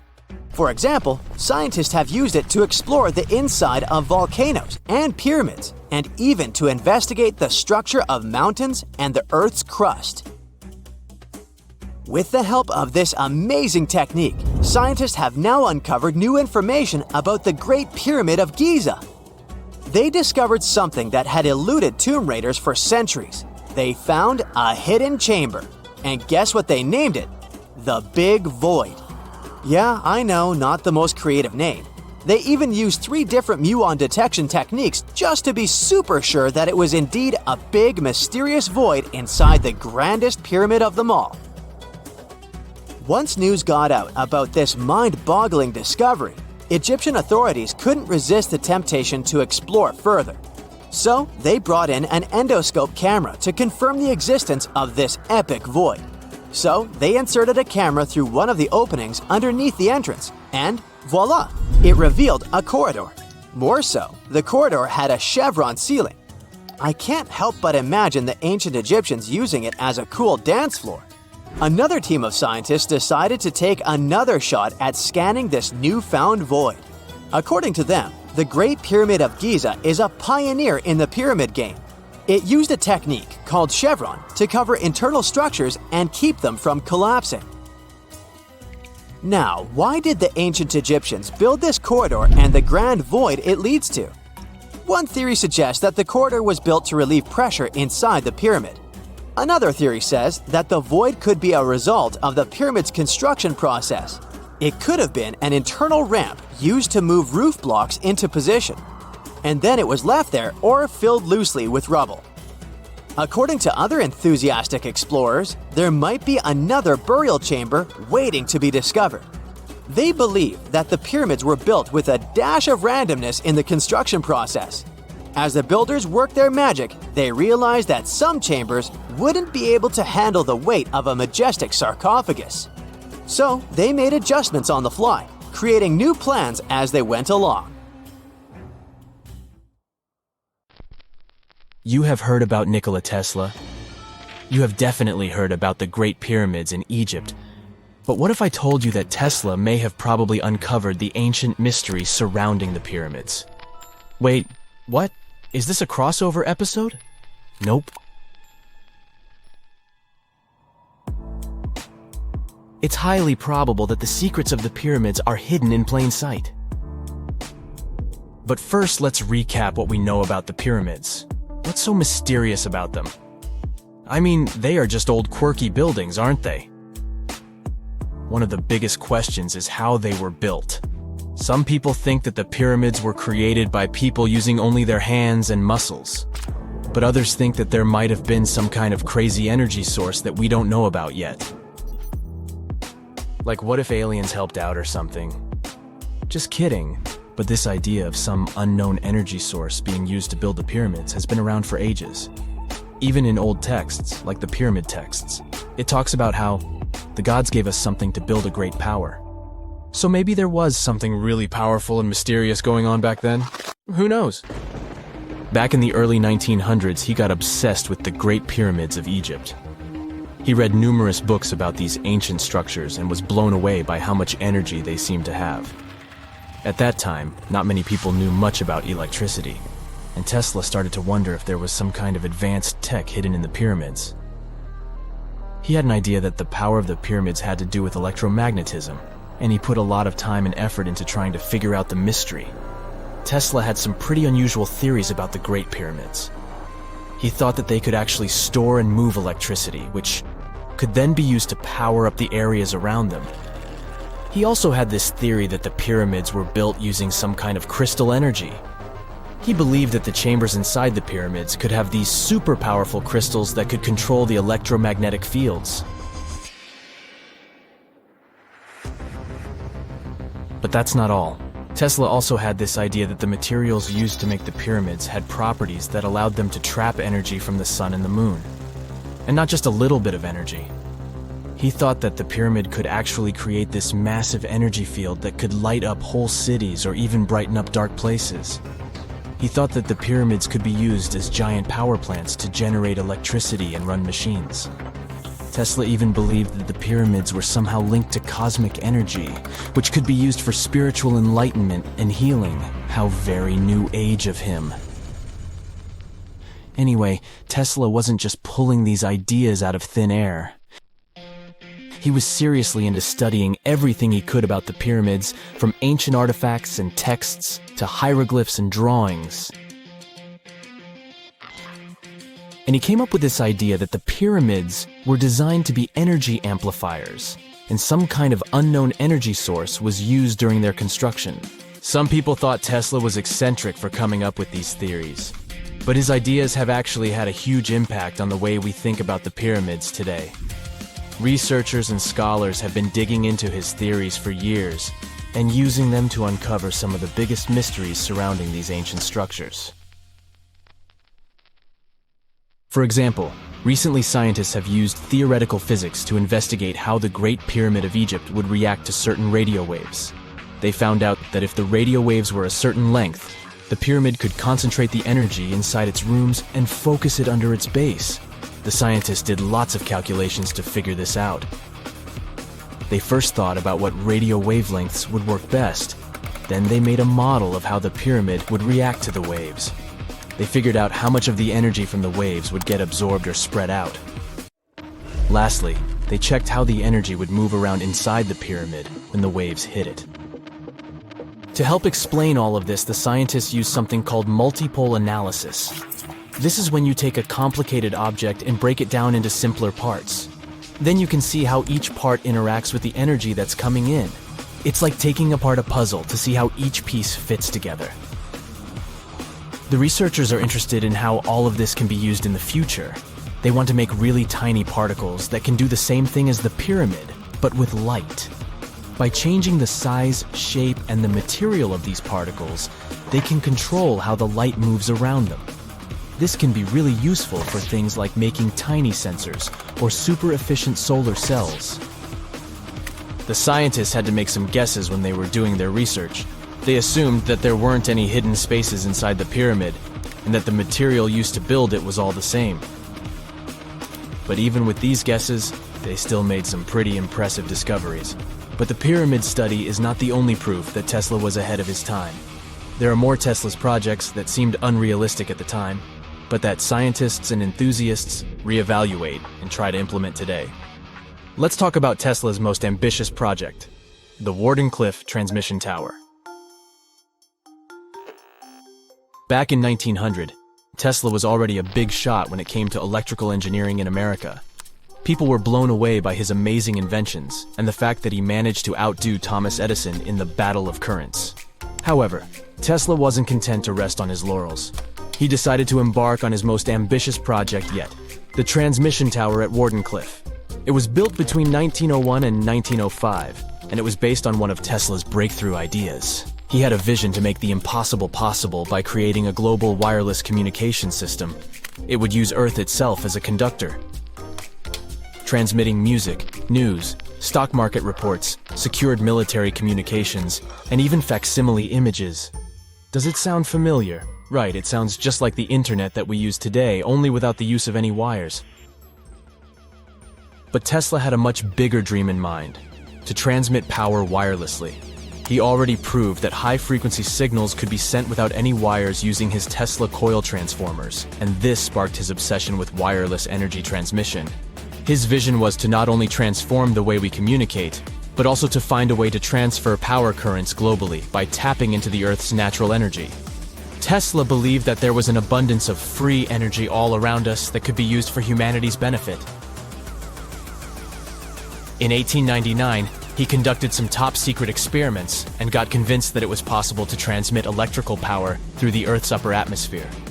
This is actually how the Wardenclyffe Tower was created. It was supposed to be the prototype station for a network of towers all over the globe that would provide the whole world with wireless energy. Unfortunately, Tesla didn't have the resources or the patience of his investors to bring this project to fruition. It ran into all sorts of financial problems and roadblocks, and in 1917, the unfinished tower was finally torn down for scrap metal to pay off Tesla's mounting debts. Now it remains a sad reminder that even the greatest minds can sometimes fall short of their dreams. The original red brick laboratory, however, is still there, and it is the only Tesla lab that has survived. Fun fact, in 2017, a film crew made a crazy discovery. They used ground-penetrating radar to explore the area around Wardenclyffe, and they found a whole series of tunnels stretching for hundreds of feet underneath the site. Nobody knows exactly what these tunnels were used for, but people have been speculating for years that they were part of Tesla's grand plan. Wardenclyffe, of course, is a major landmark for Tesla enthusiasts from all over the world. Who knows? Maybe someone will finally crack the mystery of the tunnels one day. But even if they don't, the legacy of Tesla and his amazing ideas lives on. The year is 1923. Two teenagers sneak out of their homes in the middle of the night in Florida City.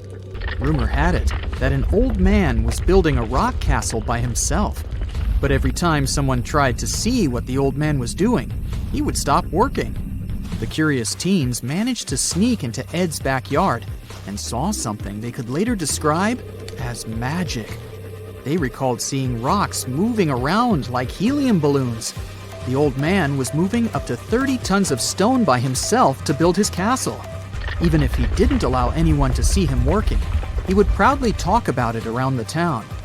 But whenever people asked how he was building a stone castle all on his own, he simply answered, "I cracked the secret of the pyramids." This story begins in Latvia, Edward Leedskalnin's home country. Edward was born in a small village on January 12, 1887. He was born in a family of stonemasons, which is probably where he learned ancient techniques of building. However, he grew up as a sickly boy, which meant he could never carry much weight or undergo heavy physical activity. At the age of 26, an unfortunate turn of events determined Ed's fate. The love of his life broke off their engagement, and heartbroken Ed decided to move to the United States. He lived in a couple of American states before finally moving to Florida, where his life's adventure started. Ed spent years searching for the right spot of land to build his dream house. He always rejected good farmland. When people wondered why, he only smiled. Finally, when he bought land of his own, it was deemed terrible by his close friends. The soil was bedrock. He could neither plow nor farm it, but it seemed perfect for what he was seeking to build. Ed's close friends would often describe him as eccentric. When asked why he wanted to build a house, he would only say, "It's for my sweet 16. Someday she's coming back." Then, he changed the topic of the conversation. It took Ed about 30 years to finish Coral Castle, and he did it all by himself. He would only work under the cloak of night and never let anyone see what he was doing. The completed Coral Castle embodies a number of unsolved mysteries. If you were to visit the site back then, you'd have to go through a 9-ton, 8-foot-tall revolving gate door that even a kid could push with just one finger. Ed was so proud of this door that he originally named the site Rock Gate Park. It was renamed Coral Castle only much later, after Ed's passing. Once inside, visitors would access the incredible wonders of Ed's constructions: towers, mystic symbols, furniture, and swing sets, all made entirely of monolithic blocks of stone. The stones are set on top of each other, using only their weight to keep them together. And believe it or not, the entire park gathers around 1,100 tons of stone. Today, if you visit Ed's living quarters, you'll even see the simple instruments he used to construct all of this: chisels, hammers, ropes, and pulleys. The type of work he did is difficult even with modern-day equipment, let alone without it. Coral Castle's main mystery lies in how Ed managed to do it. The only photograph of Ed Leedskalnin at work shows a simple leverage structure of a chain hoist attached to a wooden tripod. The tripod was made of old telephone poles with a small wooden box on top. What was in the box is, of course, a mystery. Unfortunately, he took his secrets with him, not sharing the truth of his work with anyone else. Yet, not all is lost, as there are many theories and speculation surrounding what could have happened there. One theory says that there is a harmonic grid inside the Earth's surface, something that would create anti-gravity spots around the globe. It's believed that Coral Castle was built in such a spot. This could explain why it took Ed so long to find land that pleased him. Maybe what he was looking for was a place that allowed him to experiment with anti-gravity forces. Yet, whenever Ed talked about his work, he would say he understood the laws of weight and leverage, and, sure thing, that he had cracked the secret of the pyramid builders. And what secret is that, you might ask? According to Ed himself, it has to do with magnetism. He even published a pamphlet called Magnetic Current. There, he explains that every object has magnetic particles inside of them. A person just needs to understand where they are located inside such objects. This way, objects can be lifted and moved around without much effort, just like moving something heavy underwater. Researchers say that if we assume Ed Leedskalnin and the pyramid builders used the same technique, then it would only have taken 4,700 workers to build the Great Pyramid of Giza, instead of the 20,000 to 100,000 that is currently estimated. But this story just keeps on getting more and more mysterious. In the late 1920s, Ed was finishing the construction of Coral Castle in Florida City. Rumors about his work had spread around town. People said Ed was hiding a stash of money somewhere in his living quarters. One night, a group of men waited until Ed was alone and broke into the castle to rob him. They couldn't find the money and, luckily, didn't harm Ed. But in the following days, he decided that it was best he moved out of that land. Of course, he took more than his toothbrush along with him. Ed decided to move the entire Coral Castle to another land 10 kilometers away from where he had built the park.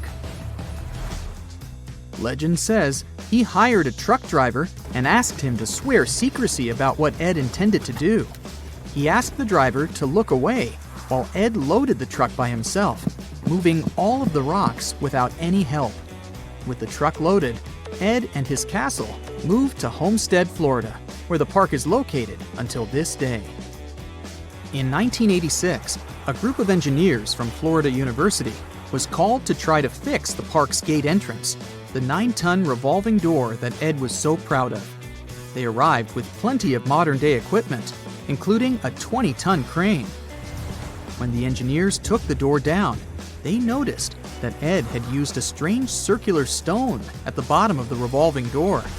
The engineers couldn't understand how this frisbee-sized rock could withstand 9 tons of weight without breaking into pieces. They sent the rock to the geology department at the University of Florida, but the geologists simply returned the rock, saying they couldn't find a match of this rock in their databases. They couldn't determine its origin.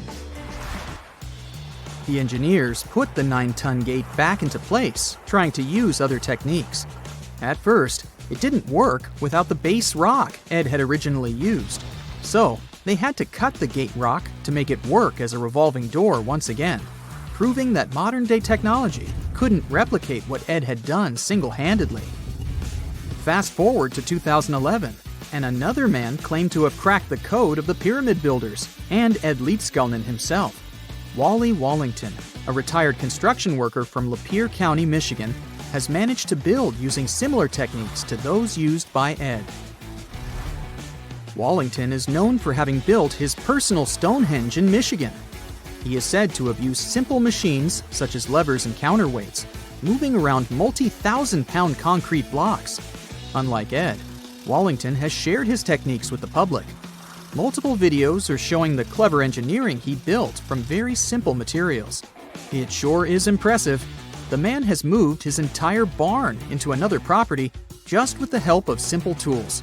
However, there is no way to prove that these were the same techniques used to build Coral Castle.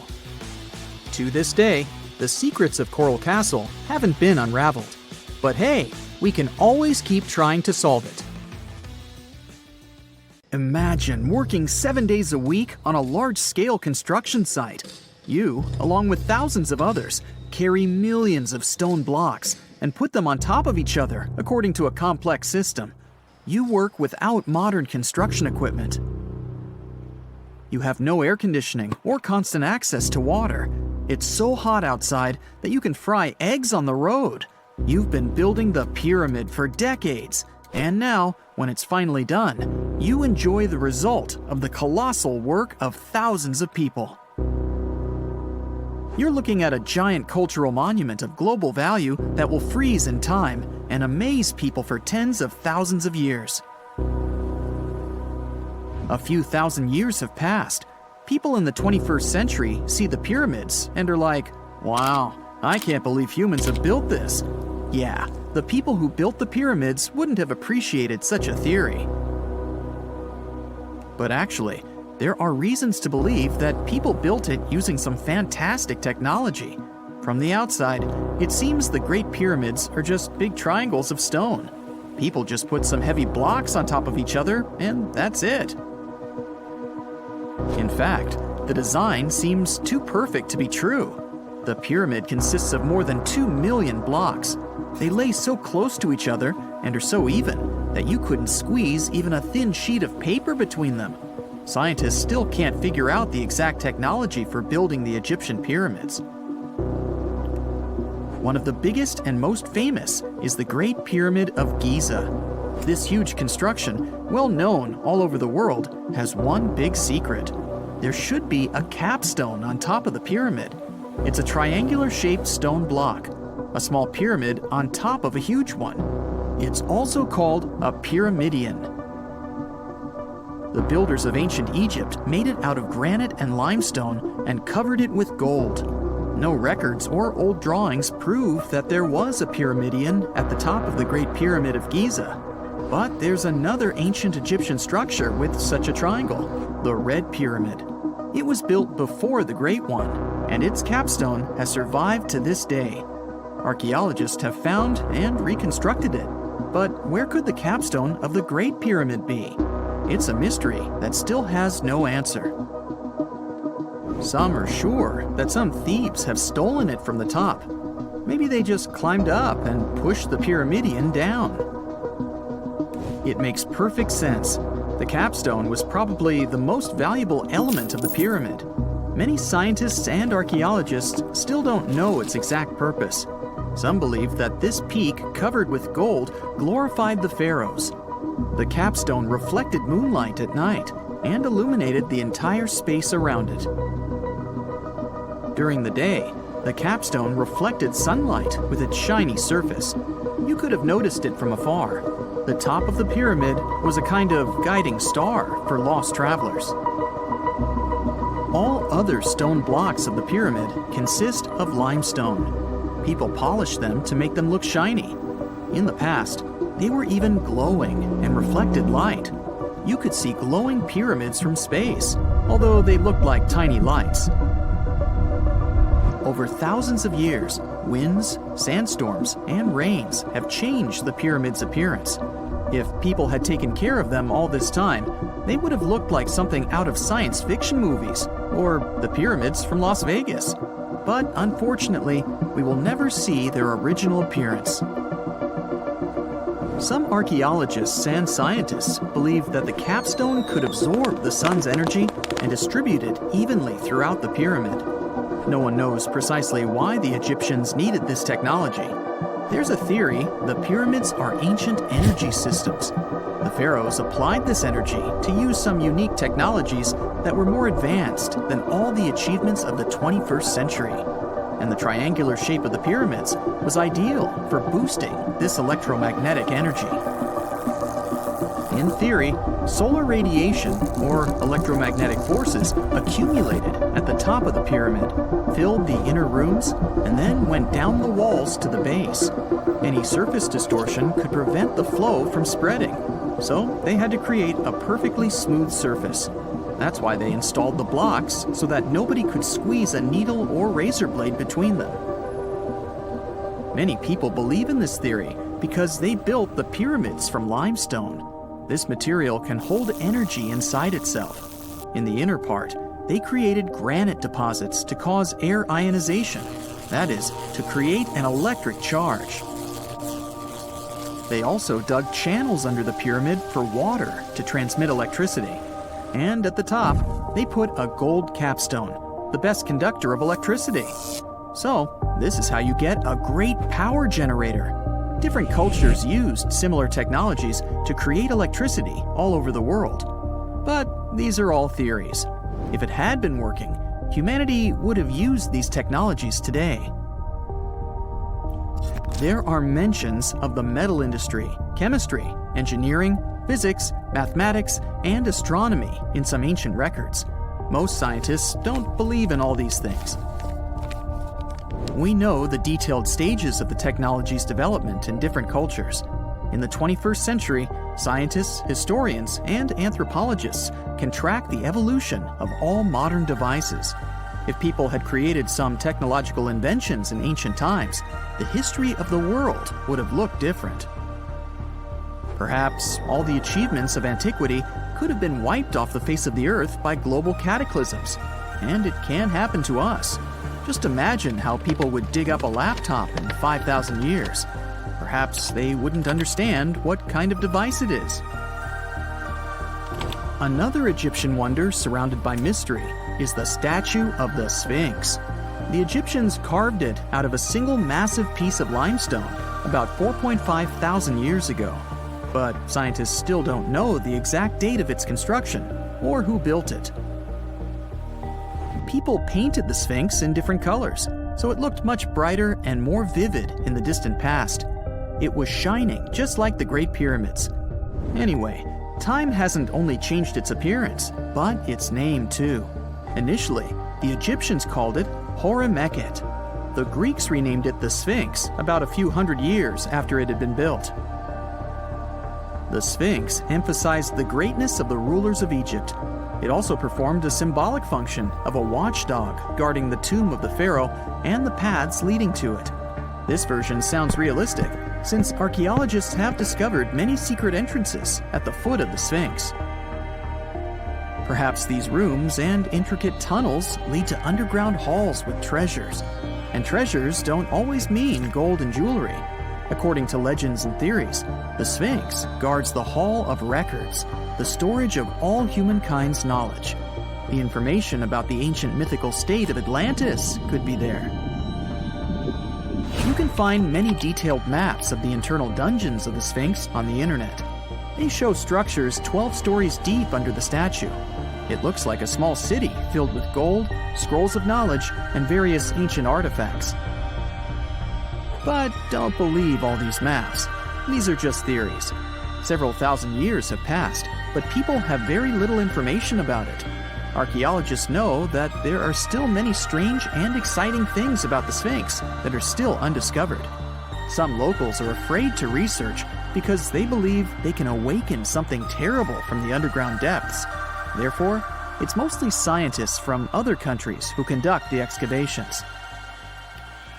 In 1998, scientists discovered strange tunnels leading to empty rooms under the Sphinx.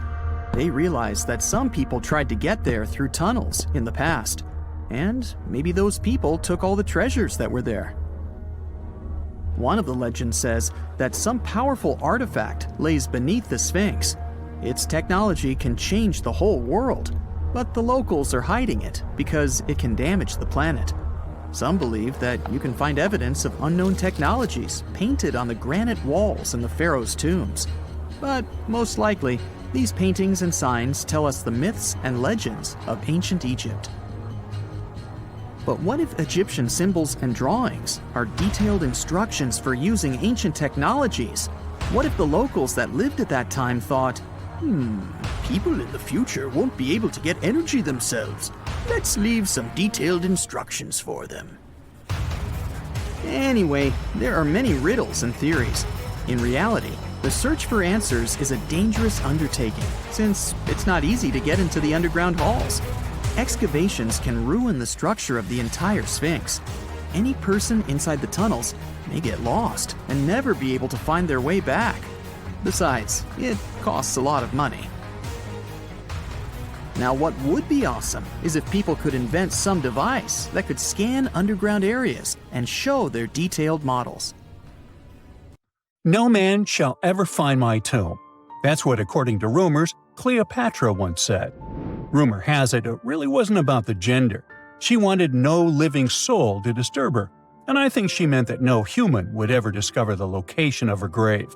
But, surprisingly, it was indeed a woman who was closer than anyone before to finally discovering the Queen's resting place. Meet Kathleen Martinez-Berry, a criminal lawyer turned archaeologist. She got so intrigued with Cleopatra's story that she packed her bags and went to Egypt with no official support and even no permission from the authorities. All she had was pure determination to find the Queen's tomb. Now, you could say Kathleen had always been ahead of the game. She skipped grades in school, mastered piano, chess, swimming, and martial arts, and grew up listening to top intellectuals debating in her home. And she even got her law degree at just 19, and archaeology was her side passion. She had never actually been to Egypt, never dug up a single artifact. But her fascination with Cleopatra went all the way back to an argument with her father in 1990. That day, she walked into his library looking for a copy of Antony and Cleopatra by Shakespeare. Her dad, Fausto Martinez, a professor and legal expert, casually called Cleopatra a seductress. Kathleen wasn't having it. She fired back, arguing that history had been totally unfair to Cleopatra.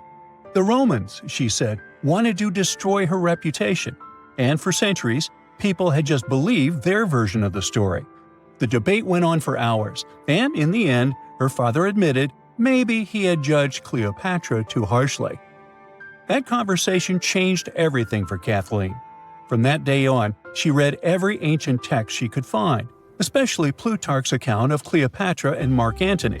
The more she learned, the more convinced she became that Cleopatra wasn't just some queen who fell for the wrong guy.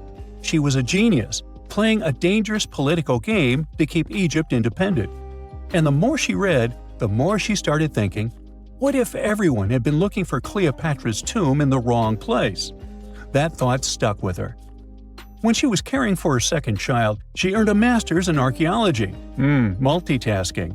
That reignited an obsession that would take over her life, uncovering the truth about Cleopatra. Even though most experts believe that Cleopatra's tomb, along with the final resting place of 13 other Ptolemaic rulers, lies somewhere beneath modern-day Alexandria, Dr. Martinez has a different idea. She believes Cleopatra was buried at Taposiris Magna, an ancient temple dedicated to Osiris, the Egyptian deity of the afterlife. But she still needed an ancient foundation plate.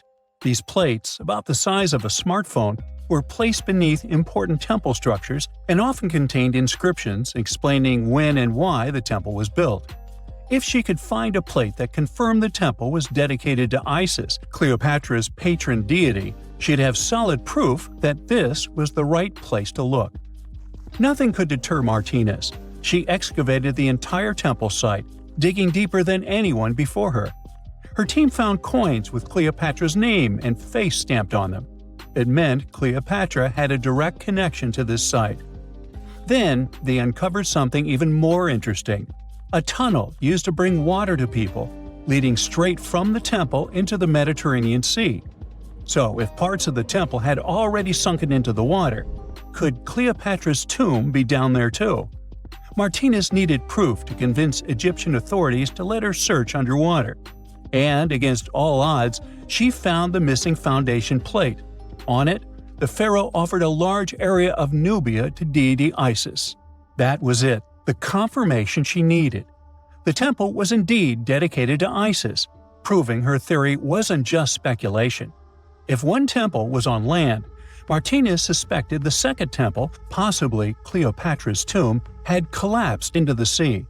She needed help from experts in underwater archaeology, so she reached out to Robert Ballard, the guy who discovered the Titanic. With support from the Egyptian authorities, she and her team began exploring the waters off the coast of Alexandria. And what they found was mind-blowing. Underwater, they discovered massive stone structures, some standing 6 to 10 feet tall, right where the coastline would have been thousands of years ago. They also found basalt blocks, the same material used in the statues from the first temple. That meant one thing: those weren't just random rocks. They were the remains of a lost city, buried beneath the sea for centuries. Now, we can only wait and see whether Martinez and her team will be able to unravel one of the greatest mysteries of the past left by the outstanding woman that was Cleopatra. Here's some backstory. After her father, Ptolemy VII, passed away, Egypt's throne went to both Ptolemy VIII and Cleopatra, or so it seemed. Cleopatra, just 18 at the time, allegedly married her 10-year-old brother. Yeah, ancient royalty had some different customs, though there's no solid proof of that. But sibling love didn't last long. Young Ptolemy decided he wanted all the power for himself and tried to push Cleopatra out. Forced to flee the country, she didn't just sit around feeling sorry for herself. She raised an army, ready to march back and take what was hers. That's how, at 21, she was already in the Sinai Desert, leading an army and planning her return to the throne. Now, by that time, Cleopatra had already been locked in a powerful political, and not only political, alliance with Julius Caesar. In June 47 BC, she gave birth to a son, Ptolemy Caesar, better known as Caesarion, who, many believe, was Caesar's child. But that didn't stop her from playing by Egyptian royal rules. And her husband number 2, her other brother, Ptolemy XIV. Yep, despite her ongoing affair with Caesar, Cleopatra married yet another sibling, because, in her world, keeping the throne in the family was the name of the game. Now, marriage aside, Cleopatra's bond with Caesar stayed strong. She even traveled to Rome with Ptolemy XIV for a state visit. But instead of playing the role of a dutiful queen, she stayed in Caesar's private villa by the Tiber River. But after Julius Caesar lost his life in 44 BCE on the Ides of March, Cleopatra's political standing became shaky. To make matters worse, her brother-husband Ptolemy XIV passed away soon after, and some suspect Cleopatra had a hand in it, leaving her as the sole ruler of Egypt. Meanwhile, back in Rome, Mark Antony was rising to power as Caesar's presumed successor. Wanting to size up the Queen of Egypt, he summoned Cleopatra, and she did not disappoint. Sailing into town on a lavish barge dressed as a deity, Cleopatra made quite an entrance. Antony was instantly mesmerized, so much so that he left his third wife back in Rome and followed Cleopatra to Alexandria, where their relationship turned into a full-blown royal affair. The two had 3 children together. Together, they waged war against Caesar's adopted son, Octavian, in a battle for control of the Roman Empire. The last time the queen was seen, she was in her mausoleum, dressed in full royal splendor, diadem on her head, lying on what Plutarch called a golden couch. When Antony and Cleopatra lost at Actium, Octavian's forces marched into Alexandria. Cleopatra apparently knew the end was near, so she locked herself inside her mausoleum, surrounded by gold, silver, pearls, and priceless art. Those were the treasures she threatened to burn rather than let the Romans take them. Antony, meanwhile, wasn't going to let the Romans capture him alive. He wounded himself with his own sword, but before he passed away, he was carried to Cleopatra's side. She held him as he took his last breath in her arms. A little over a week later, Cleopatra made her own choice. Rather than face humiliation as Octavia's prisoner, she ended her life. Legend says it was the bite of a deadly asp, though history isn't quite clear on that. At the time, Cleopatra was only 39. Sounds like a rather full life to me.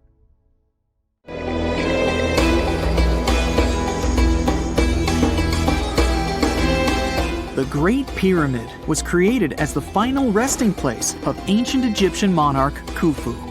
According to legend, French leader Napoleon entered the Great Pyramid and came back out looking shaken and super pale. He never revealed what he saw inside, but whatever it was is said to have affected him for the rest of his life. When Napoleon entered the pyramid, he would have walked through a super tight and ascending passageway. He'd then go through another passageway, known as the Great Chamber. This corridor would have been much taller than the previous one, and would have cobbles too. He'd then reach the King's Chamber, the centerpiece of the Great Pyramid, which was lined with huge blocks of granite. But it wouldn't have looked as grand as we might imagine. There are no hieroglyphics decorating its walls, as Egyptians only began decorating the burial chambers of pyramids much later on. The pharaoh's tombs deep inside the pyramid would have also been filled with treasures, from chunks of gold to the world's most expensive jewelry. But this would have all been looted a long time ago. The only thing that probably would have been left in there would have been a huge sarcophagus, which would have once contained the king's mummy. He'd also have to walk past the queen's chamber. This room most likely didn't hold any queens though, as pyramids were usually only built for one person. There are mysterious tunnels leading from here. To this day, no one is really sure what they're there for. And that's not the only mysterious and creepy thing Napoleon may have encountered, as stories of pharaohs leaving ancient curses on pyramids go way back. Many pyramids had warnings written on the outside, telling of horrifying things that would happen to those who entered and disturbed the peace. We might not know what exactly Napoleon found in the Great Pyramid that scared him so much, but we know for sure what was found in Tutankhamun's tomb. Tutankhamun was an ancient Egyptian pharaoh who was only 8 or 9 years old when he took to the throne. He became a cultural phenomenon when his tomb was discovered almost completely intact in 1922. His pyramid sits in the Valley of Kings in Thebes, modern Luxor, which is in Egypt. Unlike the Great Pyramid, Tutankhamun's tomb was covered in beautiful wall decorations. The walls told the story of how he would travel to the afterlife through the underworld. Egyptians believed all people would have to take this journey, so they would fill their tombs with objects and paintings to help them get there. There'd also be spells painted on the walls. They believed this would help people pass over to the next realm. The journey would be pretty long, and for that reason, the ancient Egyptians would also fill the pyramids with food. Tutankhamun's pyramid was filled with 8 fruit baskets. They even found something called gingerbread fruit in there. The rooms were jam-packed with furniture, statues, clothes, and staffs, amongst a whole bunch of other things. You'd likely find a lot of clothes and expensive jewelry in the pyramids as well. The ancient Egyptians wanted their ancestors to travel in style to the afterlife. They put Tutankhamun in his final resting place with over 50 pieces of clothing, all of the highest quality. There were tunics, scarves, gloves, and headdresses, and a ton of jewelry. Bracelets, pendants, necklaces, rings, and scarabs for protection were all found inside. Each of them was made of gold or precious stones. There were also fans made of ostrich feathers to keep the old pharaoh cool in the hot Egyptian sun. But the temperature inside the pyramids never actually went above 68 degrees Fahrenheit. The ancient Egyptians developed a super cool air conditioning system that we don't fully understand even today. Tutankhamun's pyramid also contained 130 walking sticks made from ebony, ivory, silver, and gold to help him on his journey. There were 3 chariots hidden away in case he got tired of all the walking. They also put 11 boat paddles inside, but there was no sign of any boat. The pyramids would be littered with the pharaoh's favorite scents and perfumes. During the excavation of Tutankhamun's pyramid, it quickly became clear that it had been robbed during ancient times. There was damage to doors and traces of oils left in empty jars. It looks like someone raided the pyramid for gold and the scents, perfumes, and oils that had been left for King Tut. There was still a bit of perfume, which was made from coconut oil and frankincense, left in one bottle. It seems like Pharaoh Tutankhamun loved board games. There was an ivory traveling set of senet in his pyramid. Although we don't know for sure exactly how to play it, we have figured out it was sort of an ancient Egyptian version of backgammon. It looks like it was a 2-player game where the goal was to knock your opponent off the board. Not really sure who Tutankhamun's mummy was supposed to play with, though. The ancient Egyptians had some rituals that may seem pretty strange to us. For example, they used to shave their eyebrows off if they ever lost a cat.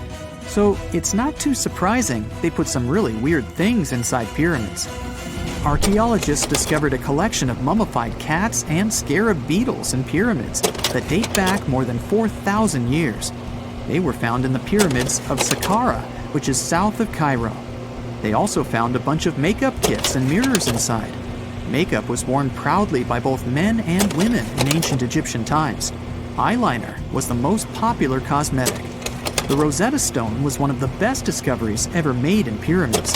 It was found by our man Napoleon Bonaparte and his team. It's a black granite rock that dates back to 196 BCE. It's transcribed in Greek, Demotic, and hieroglyphic. When it was translated in 1822, we got the key to understanding ancient Egyptian hieroglyphics for the very first time. The discovery of Queen Hatshepsut's mummy in 1903 changed our understanding of the Egyptians forever. After she had passed away, her successor, Thutmose III, removed most of the evidence of her reign, so we basically knew nothing about Egypt's first great female leader. She's now gone on to become one of the few and most famous female pharaohs of Egypt. Pharaoh Khufu even had a fully fledged boat in his pyramid. Archaeologists uncovered more than 1,200 pieces of a giant boat near the Great Pyramid at Giza. They reassembled the boat, and it's a whopping 144 feet long. It's most likely a solar boat, which was designed to carry the resurrected king with the deity Ra.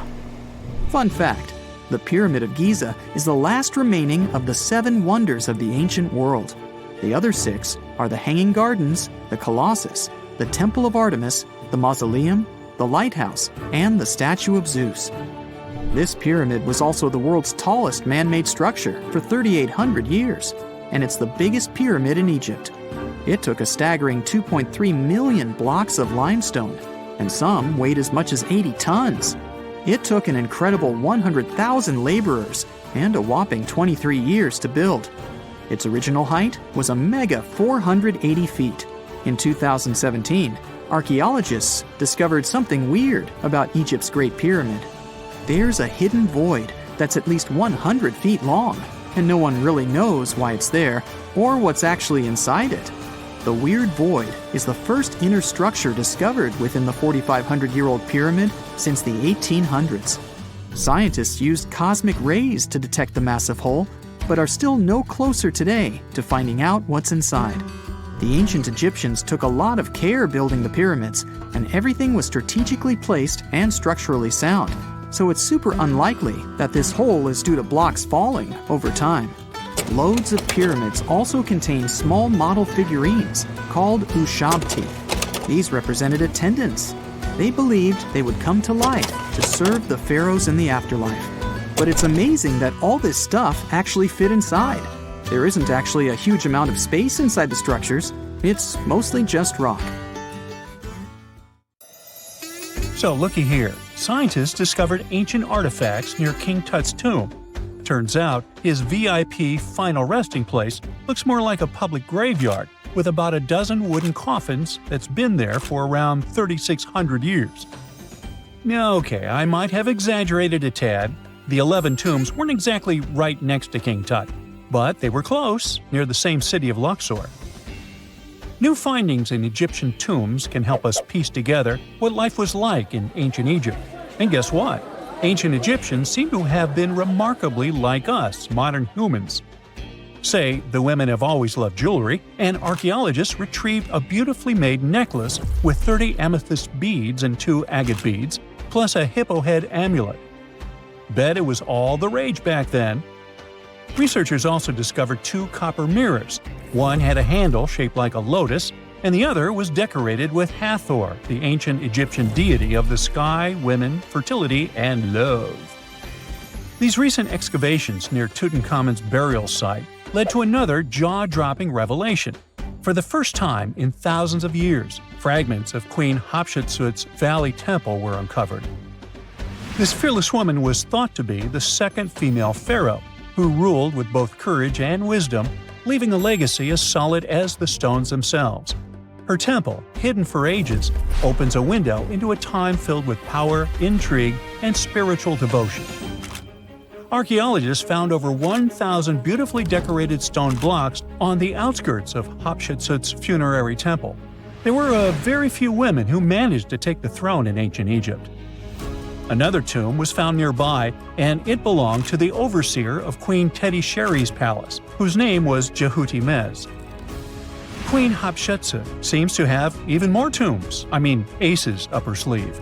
These tombs were carved into the rock instead of being built as pyramids, showing a unique ancient perspective on how to protect the soul in the afterlife. Experts managed to retrieve some cool ancient pieces from the site. Toys made of clay, mummy masks, winged scarabs, and some amulets. Sadly, there surely used to be way more artifacts, but over the last centuries, there have been people other than archaeologists to stumble upon this site. It's likely that looters got to these tombs before them and may have taken some valuable items. But they did leave behind some cool stuff for the researchers, like pottery used for offerings of bread and meat, along with archers' bows that connect the tomb's owners to the Egyptian military. Meanwhile, soul protection is way more important than you might think, especially if you're roaming around Luxor looking for ancient secrets. You aren't scared of King Tut's curse, are you? Let me tell you what happened to those who weren't scared, but promise me to take it with a dash of salt, okay? For years, Egyptologists, especially those who believed in paranormal activity, were convinced that there was an unsettling curse surrounding Tutankhamun's archaeological discoveries.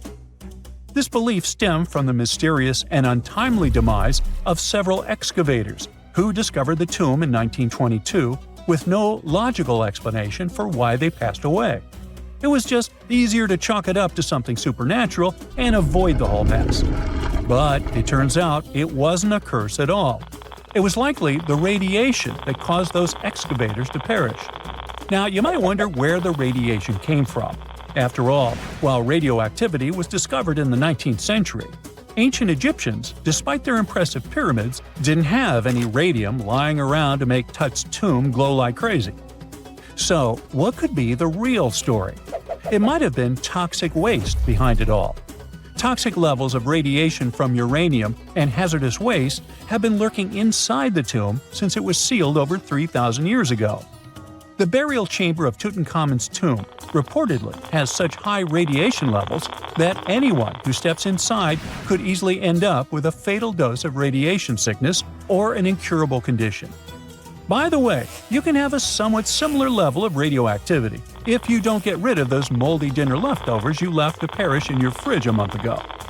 But this radioactivity isn't exclusive to Tutankhamun's tomb.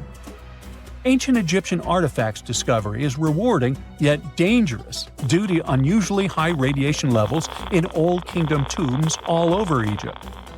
Geiger counters have detected radiation at 2 sites near the Giza pyramids, and radon, a radioactive gas, has been found in several underground tombs in Saqqara. Interestingly, experts believe that the builders of these ancient tombs were aware of the toxins, as some eerie warnings were carved into the walls of many tombs. One inscription ominously declared, "They that break this tomb shall meet their end by a malady that no doctor can diagnose." Other ominous phrases like "forbidden," "due to evil spirits," only added to the fear that supernatural curses haunted these ancient sites. Ominous signs have stunned archaeologists since forever, but the fear grew even stronger a century ago with the mysterious passing of Lord Carnarvon, who funded King Tut's excavation in 1922 and reportedly explored the treasure-filled rooms, along with several others who entered the tomb. Arthur Weigall, another British Egyptologist who was present at the tomb's opening and is credited with starting the curse myth, passed away young when he was just in his 50s in 1934. Chances are the condition that made him pass was connected to radiation. In total, 6 out of the 26 people who were there when the tomb was opened met their end within a decade from various causes. Not only X-ray exposure, those reasons include asphyxia, stroke, heart failure, pneumonia, and even poisoning. Well, isn't this getting a little grim? There was one guy who opened the tomb and somehow managed to avoid the infamous curse, Howard Carter, or so it seemed. Some folks pointed to his survival as proof that the curse wasn't real. After digging up the tomb, Carter published several books on the topic and shifted gears from archaeology to dealing in antiquities for various museums. Despite dodging demise or injury, rumors swirled about how the curse may have impacted him in other ways. One of the big stories linked him to Lord Carnarvon's daughter, Evelyn. Some said he was madly in love with her, but she married someone else, so he chose to stay single. Others claimed they had an affair while she was in Egypt, which ended when her father passed away and she left the country for good. However, there wasn't much evidence to support these stories. Evelyn was just 6 when they met, and they remained friends until his last breath. She was even one of the few attendees at his funeral, but denied any romantic involvement, saying they weren't that close. A year after the revolutionary discovery near King Tut's tomb, Evelyn married politician Sir Brograve Beauchamp and had a daughter. That same year, Beauchamp toured the tomb with his parents, guided by Carter himself. Carter never married and, aside from those posthumous rumors about Evelyn, had no other romantic connections.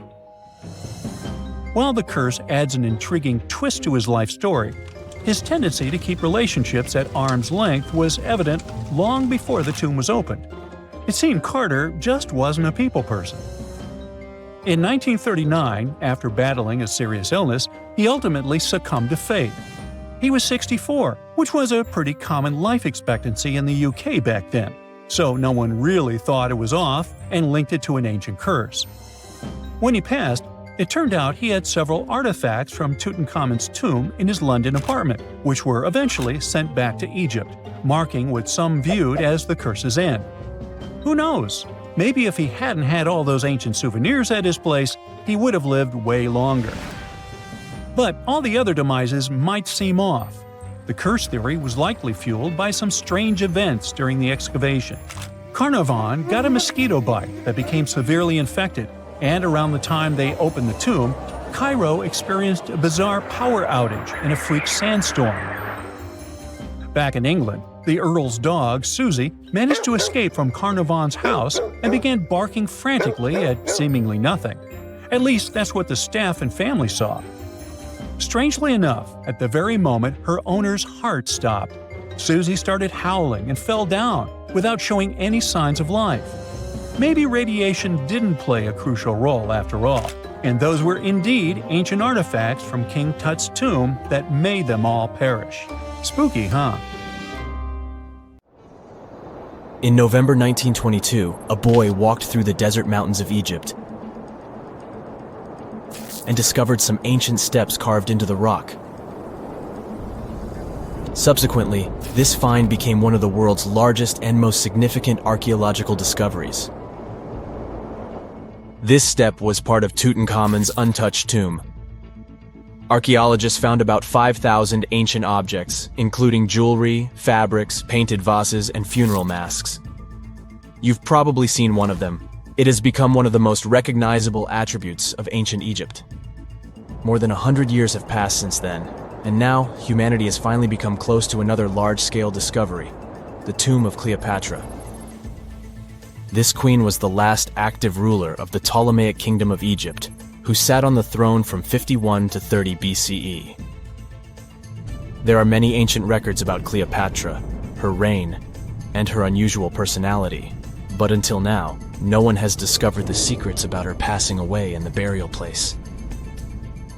So, one archaeologist, Dr. Kathleen Martinez, has been studying ancient records and temples around Alexandria for decades, and concluded that the tomb of the queen should be located under the ancient city of Taposiris Magna, founded in 280 BCE. It was a big city on the northern coast of Egypt, where tens of thousands of people were engaged in trade and industry, and it seems that Dr. Martinez's guesses turned out to be correct. She and a group of archaeologists have discovered a secret underground tunnel near Alexandria, with a length of about 0.8 miles. It was cut into the rock under Taposiris Magna's temple. During further excavations, they found many things that indicate Cleopatra's tomb lies in the tunnel's depths. It's also possible that she is buried there together with the Roman commander, Mark Antony. According to ancient records, Cleopatra and Mark Antony loved each other and together opposed the Roman Senate, which declared Antony a traitor.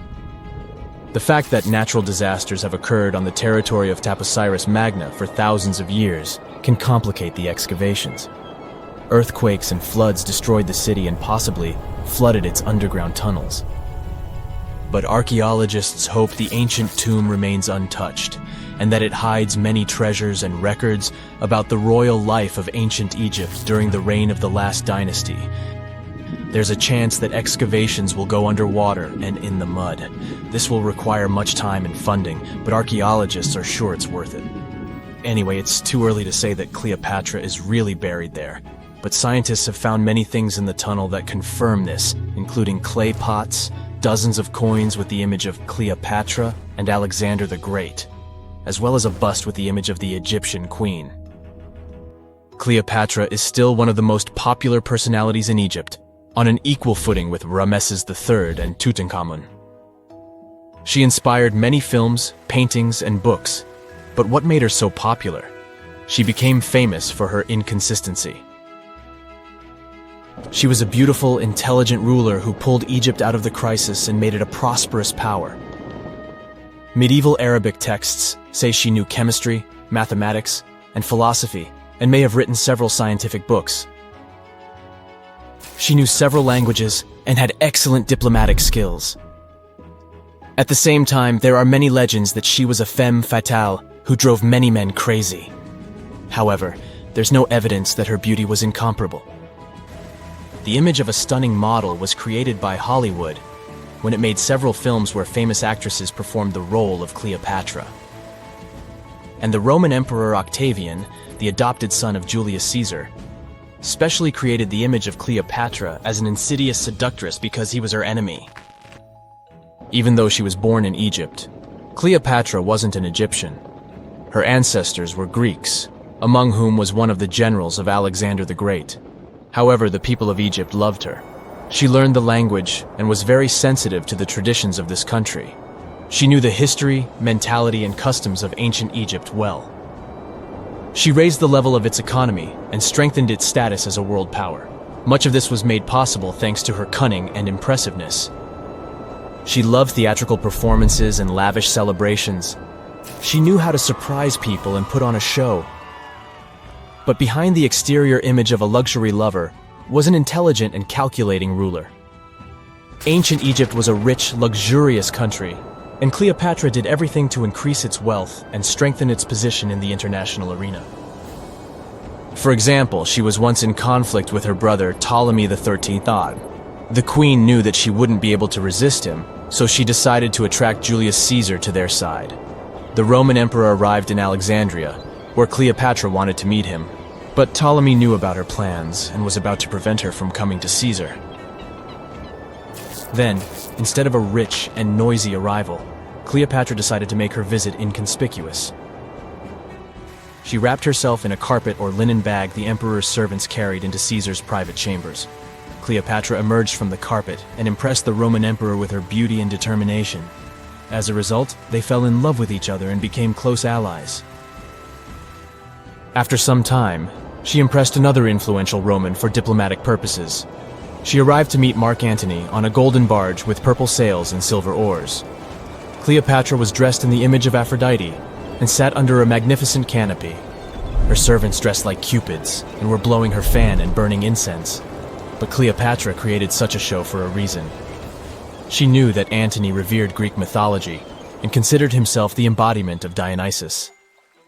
As a result, he was so impressed with this woman that he ended up marrying her. Cleopatra defended her crown, strengthened her alliance with Rome, and bore Antony 3 children. In Egypt, they threw big parties and enjoyed wealth with power. However, the relationship of a high-ranking official with the Egyptian queen caused a scandal in Rome. Octavian was Antony's primary opponent in the struggle for power, so he exploited the situation to darken the competitor's reputation. He used propaganda to make Cleopatra an insidious seductress in the eyes of Roman citizens. He accused Antony of succumbing to her charms. The Roman Senate supported Octavian and declared Cleopatra an enemy. In 33 BCE, this conflict reached a high point when Antony's navy clashed with Octavian's fleet. The latter won and forced his enemy to flee to Egypt with Cleopatra. According to some records, they took refuge near Alexandria. Pursued by the Romans, they hid in one of Cleopatra's palaces and met their end. Some legends say that Cleopatra was an expert in poisons. She provoked a venomous snake, a viper or an Egyptian cobra, to bite her. Also, according to another legend, she pricked herself with a poisonous needle. There's a theory that Cleopatra always carried an ampule with poison inside her hairbrush. And when she was cornered, she soaked the needle with this poison and pricked herself. None of this can be said for sure. Scientists are still trying to find out the truth. Perhaps when they reach Cleopatra's tomb, the world will get more answers about her tragic fate. She is considered the last ruler of Egypt. After her passing, Octavian plundered her palaces and temples and returned to Rome, where he became the main emperor. He successfully ruled the country and expanded its borders. His reign ended when he turned 75. World history would have looked different if Cleopatra and Mark Antony hadn't lost that naval battle. By the way, Did you know that more time has passed between Cleopatra's reign and Neil Armstrong's flight to the moon than between the reign of the Egyptian queen and the construction of the Great Pyramid of Giza?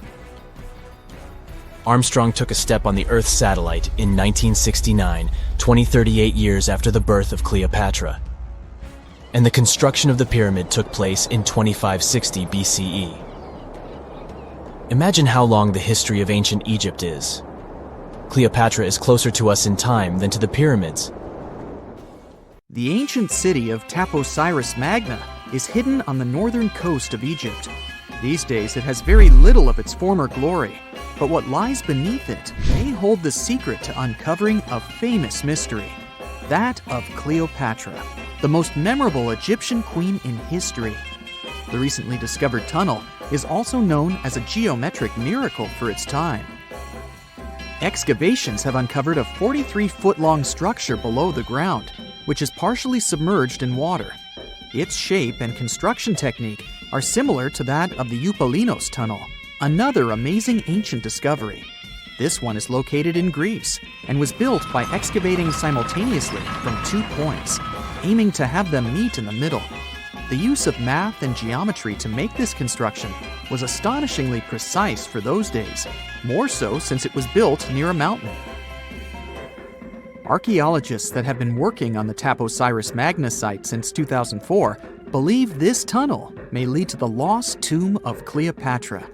The clues they found so far seem to back up this theory. For starters, the city and its temple were built by one of Cleopatra's ancestors, Ptolemy II. All the architecture seems to indicate it was dedicated to the ancient spirit Osiris and his queen Isis. Throughout her reign, Cleopatra did try to associate herself with Isis, so it may be no surprise she chose this location as her final resting place. Scientists have yet to pinpoint Cleopatra's tomb, but research continues with the help of modern technology. To study this location better, archaeologists have even used a special device called ground-penetrating radar. This tool allows us to analyze what lies beneath the ground without being intrusive.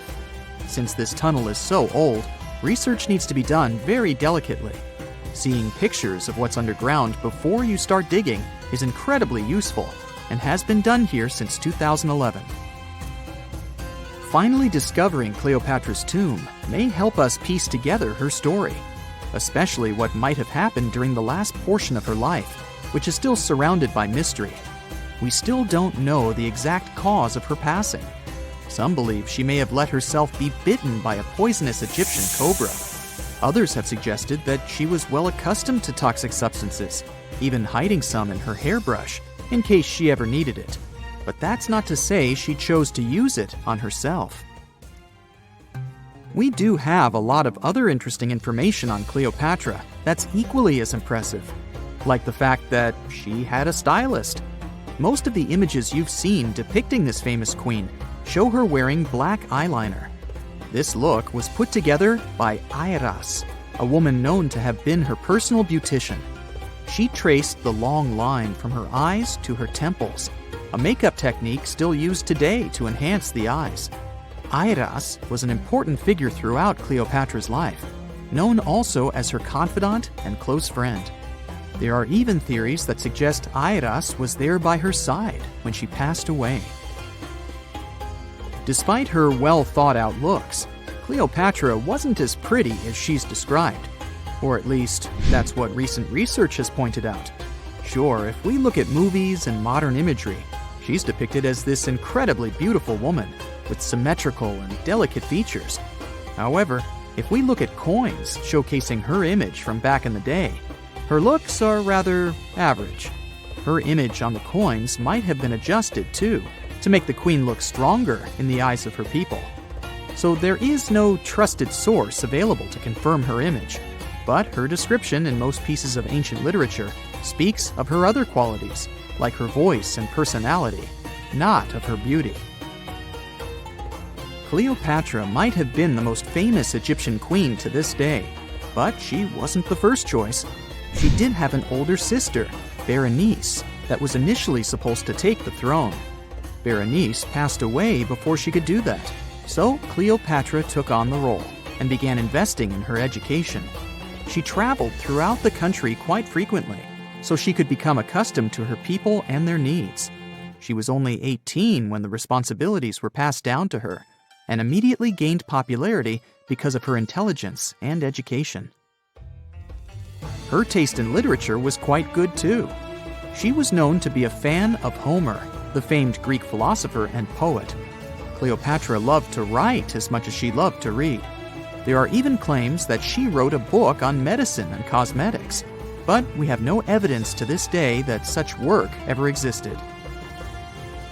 Part of being a great leader back then meant you had to speak multiple languages.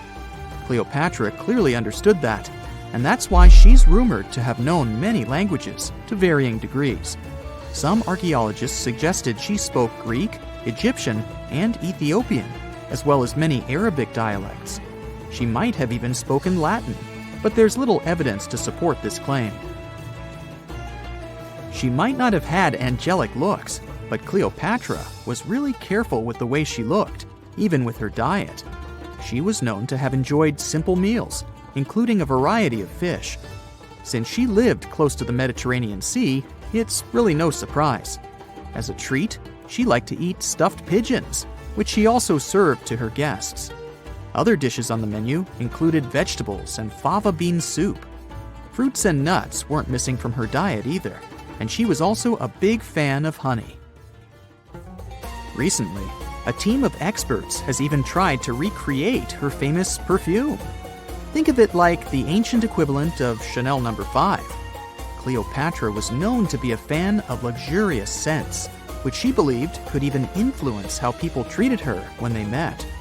The basis of this scent is myrrh, a resin gathered from a local tree. Other ingredients added to the mixture were also found back in the day, like cardamom, olive oil, and cinnamon. The results may not be quite as delicate as the perfumes we know and use today. Its consistency was way thicker, and the scent lasted way longer. When she was at the height of her power, Cleopatra might have been the richest person in the world. Back in the day, she ruled over a territory that stretched across the Mediterranean, from modern-day Libya in the west through Egypt to Syria in the east. This is the largest territory ever ruled over by a woman.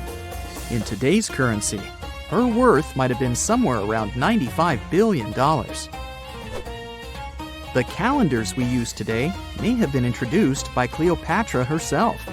She presented the idea of leap years and leap days to Caesar, the Roman emperor she was known to have been close with. Taking her advice, Caesar made these adjustments part of the official Roman calendar. The ancient Egyptians already knew the year was longer than precisely 365 days. They discovered this by studying the brightest star in the sky, called Sirius, and concluded that a year is actually 365 and 1/4 days long. It was Elizabeth Taylor that famously introduced Cleopatra to pop culture when she played her in the 1963 film bearing the same name. Up until that point, it was the most expensive film ever made. It was originally supposed to cost somewhere around $2 million, but ended up costing a mind-boggling $44 million. That's mostly because of script and production issues. To make this iconic movie, producers created 79 sets from scratch, as well as over 26,000 costumes for the cast. Elizabeth Taylor's Cleopatra costumes alone cost somewhere around $200,000. Thankfully for the producers, the movie made headlines and was well received by critics, making it a box office success. A lot of people associate Cleopatra with another famous Egyptian ruler, King Tutankhamun, nicknamed King Tut. Surprisingly, apart from both of them being Egyptian pharaohs, they have nothing else in common. For starters, King Tut lived around 1,300 years before Cleopatra did, and there is also no connection regarding their ancestry. Cleopatra had Macedonian Greek roots, while King Tut was a native Egyptian. We all know some iconic symbols. The Statue of Liberty screams USA. The Eiffel Tower represents Paris. And this mask? Undoubtedly, it's Tutankhamun's, right? Sometimes it feels like historians have squeezed every last drop out of the King Tut story. But guess what? The most obvious details often slip right under our noses. Like the fact that this famous mask didn't actually belong to him, nor was it ever meant for him. Stick with me for the details. Can we get a close-up of that mask? Thanks. See those holes? Yep, they're for earrings. And no, it's not that they had anything against jewelry, but back in ancient Egypt, earrings were typically worn by high-status women or kids. Now, if you know your history, you might say, but Tut was a boy king, wasn't he? You're spot on. He began his reign at just 9 years old. Sadly, that didn't last long as he passed away at a very young age. So when he was 9, he might have worn earrings, but he probably took them off when he hit that no earrings age. Sounds reasonable, right? Actually, not quite. That would have been pretty strange since nobody expected him to pass away young. Certainly not at 9. So no one was preparing a kid's mask for a burial. It's this untimely demise that suggests the mask used was simply the best option available when Tut passed away. There are more clues pointing to the idea that the mask was found in a hurry. Let's think about this. Even though Tut was mummified and his body could wait a bit, his loved ones wanted him to reach the afterlife ASAP. Some experts even believe the paint in the tomb was still wet when it was sealed. But look at his mask. It's a masterpiece. There's no way it was made in a rush. It's way more elaborate than other simpler cartonnage pieces. The renowned mask of King Tut stands 21 inches tall, adorned with precious stones, and features a golden beard that weighs 5.5 pounds, making the entire mask 22.5 pounds. Okay, I'm a bit confused here. So it seems like it was probably a kid's mask, but it had a beard? I've never seen a 9-year-old with a goatee, and I'm guessing you haven't either. Just think about it. A grown man's face compared to a kid's face. Fun fact for you, our faces pretty much stopped growing at the age of 16, so by 19, Tut would have definitely had the face of an adult man. Can you imagine trying to fit a relatively small kid's mask on a grown man? That would have been super embarrassing, and no one would have let that happen. Right, let's dismiss the kids theory. Now the second option, if you remember, is that the mask could have originally belonged to a woman. This is where the beard theory comes into play. Some researchers believe the beard might have been added later on. Here's another twist. What if the mask was actually made for Nefertiti herself, who ended up maskless? In this case, there are two discoveries. Two birds with one stone. For now, it sounds like a conspiracy theory, I know. But let's give it a shot and delve deeper into the details. So, Tut passed away in around 1323 BCE, probably due to malaria. He had other health issues too, like when he broke his leg, and records suggest he wasn't in the best shape. As for Nefertiti, we have no solid data about her demise. Plus, nobody knows exactly when or where she was buried. The supposed year when she passed away is around 1330 BCE, but she could have lived longer, and the mask was intended and prepared for her. Or maybe they just took her mask right from the burial chamber. After all, they were family. Well, sort of. She was said to be his stepmom, having been married to Akhenaten, who was likely Tut's father. But this is not 100% accurate. Some scientists doubt it. Ah, these ancient Egyptian families. It's hard to keep track of who's who. I know, you're not yet convinced that Tut wore a lady's mask. Let me share one more theory with you. Meet Howard Carter, the enthusiastic archaeologist who discovered Tutankhamun's tomb. It was located in the Valley of Kings outside Luxor, and, to everyone's surprise, was nearly intact. When he entered, he noticed something odd. This didn't feel like a pharaoh's burial chamber. It was classy and all, but it had a vibe that suggested it was made for a woman. Typically, Egyptian pharaohs had larger tombs that suited them better, and even more strangely, it was oriented to the right of the entrance. This didn't add up.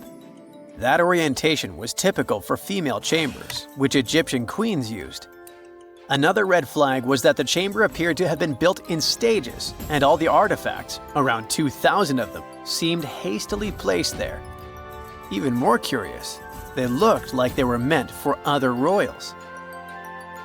Carter discovered this burial site in 1922, but it remained a mystery as to why it was so bizarre. Almost a century later, Nicholas Reeves thought he may have solved the puzzle. He claimed that King Tut might not have been the original resident of the tomb. Instead, he suggested that the undisturbed resting place of the legendary Queen Nefertiti could be hidden behind the walls of the boy king's burial chamber. Nicholas studied high-resolution photos for months, meticulously examining every pixel. One day, he focused on detailed scans that revealed the texture of the tomb's walls beneath layers of paint. He spotted what he believed to be outlines of two doorways that had been blocked and plastered over to hide them from view. The more he looked, the more it seemed real. Could it be a tomb within a tomb? Nicholas theorized there was a hidden storeroom behind the western wall of King Tut's tomb, and his chamber might just be the outermost section of a larger corridor-style network of rooms. It all sounds fancy, but sorry to break it to you, Reeves' theory was debunked. To find out if he was onto something, experts had to use ground-penetrating radar to see the unseen. Reeves' idea was that if there were gaps, it could indicate the presence of additional rooms.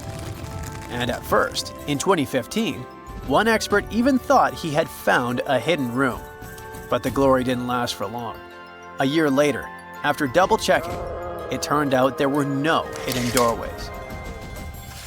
By the way, Nefertiti isn't the only legendary woman from Egypt whose burial site remains a captivating mystery. There's a cool legend about Cleopatra that you might enjoy. It's said that she once declared, "No man will ever find my tomb." Kind of fitting, right? After all, the person who's come closest to uncovering her final resting place is a woman. Fast forward a few millennia after she passed away, and while no man has located it, archaeologist Kathleen Martinez believes she might have cracked the code. She's been on the quest for Cleopatra VII's tomb for nearly 20 years, and recently discovered a bust that she thinks represents the famous queen. However, not everyone is on board with her claim. Some experts argue that the bust doesn't resemble Cleopatra at all. Alongside this intriguing marble statue, Martinez's team also unearthed 337 coins, some of which, less controversially, feature Cleopatra's likeness. But the real part is that it's still not officially confirmed. There's no doubt about the existence of the small bust. It's carved from white marble, fits in one hand, and shows a woman wearing a royal crown, according to a translated statement from the Egyptian Ministry of Tourism and Antiquities. The big question, though, is who it actually depicts. While Martinez insists this statue is a representation of Queen Cleopatra VII, many other archaeologists argue that the facial features don't match, suggesting it likely belongs to a princess instead. Sorry, I can't resist the temptation of breaking the magic for a moment. Some folks believe that the whole idea of "no man will find my tomb" is misunderstood. Even if she did say it, what she probably meant was "no living soul," and it wasn't about gender at all. It can as well be just a beautiful legend. Toodaloo! And now we're off to almost 5,000 years ago. Let me take you to ancient Egypt, where back in 2550 BC, guess what? The construction of the Great Pyramids of Giza started. People learned to build cathedrals and skyscrapers, but it wasn't until recently that these massive buildings appeared. It's still a mystery to even modern scientists how these pyramids were built 5,000 years ago. No wonder they are one of the 7 wonders of the ancient world. They're also the oldest of them and the only wonder of the ancient world that still exists in the 21st century. It must have taken a lot of cooperation to build a thing that massive, even for today's metrics. But the Giza pyramids weren't the first pyramids ever. The first one, called the Step Pyramid, was built around 80 years before the first Pyramid of Giza in 2630 BC for King Djoser. It wasn't meant to be extraordinary, but ended up being quite impressive. It was a pyramid of 6 stepped layers of stone. It was 204 feet high, which is as tall as a 19-story building, and it was the tallest building that existed at that time. It wasn't just a pyramid though, it was surrounded by a whole complex of buildings, including even courtyards. In ancient Egypt, people believed in the afterlife, so everyone, especially kings, wanted to make sure they had everything they needed to get ready for it. Here's why the pyramid complex was perfectly supplied with a lot of objects people used every day. The complex included a pyramid and a kind of a palace. Those buildings had many things the king loved and might need one day, like furniture, food, and gold vessels. After Djoser, building pyramids became common practice, but many pyramids weren't finished. It would usually take about 20 years to build one, but many rulers reigned way less than that. Overall, there are more than 100 pyramids. The most famous pyramids are the Great Pyramids of Giza. The first one and the biggest one was built for Pharaoh Khufu, around 2550 BC. Initially, it was 481 feet tall, which is as tall as a 40-story building. The second pyramid was built for Khufu's son, Pharaoh Khafre, around 2520 BC. It's just a bit shorter, usually standing at 471 feet high, a 39-story building. This is the pyramid with the famous statue of the Sphinx. Sphinxes have a lion's body and a human head. They were built to guard important areas. This one has the head of Pharaoh Khafre and is guarding his pyramid, facing the sunrise. The Sphinx is most well known and is one of the world's biggest and oldest statues. Originally, it had red color and did have a nose.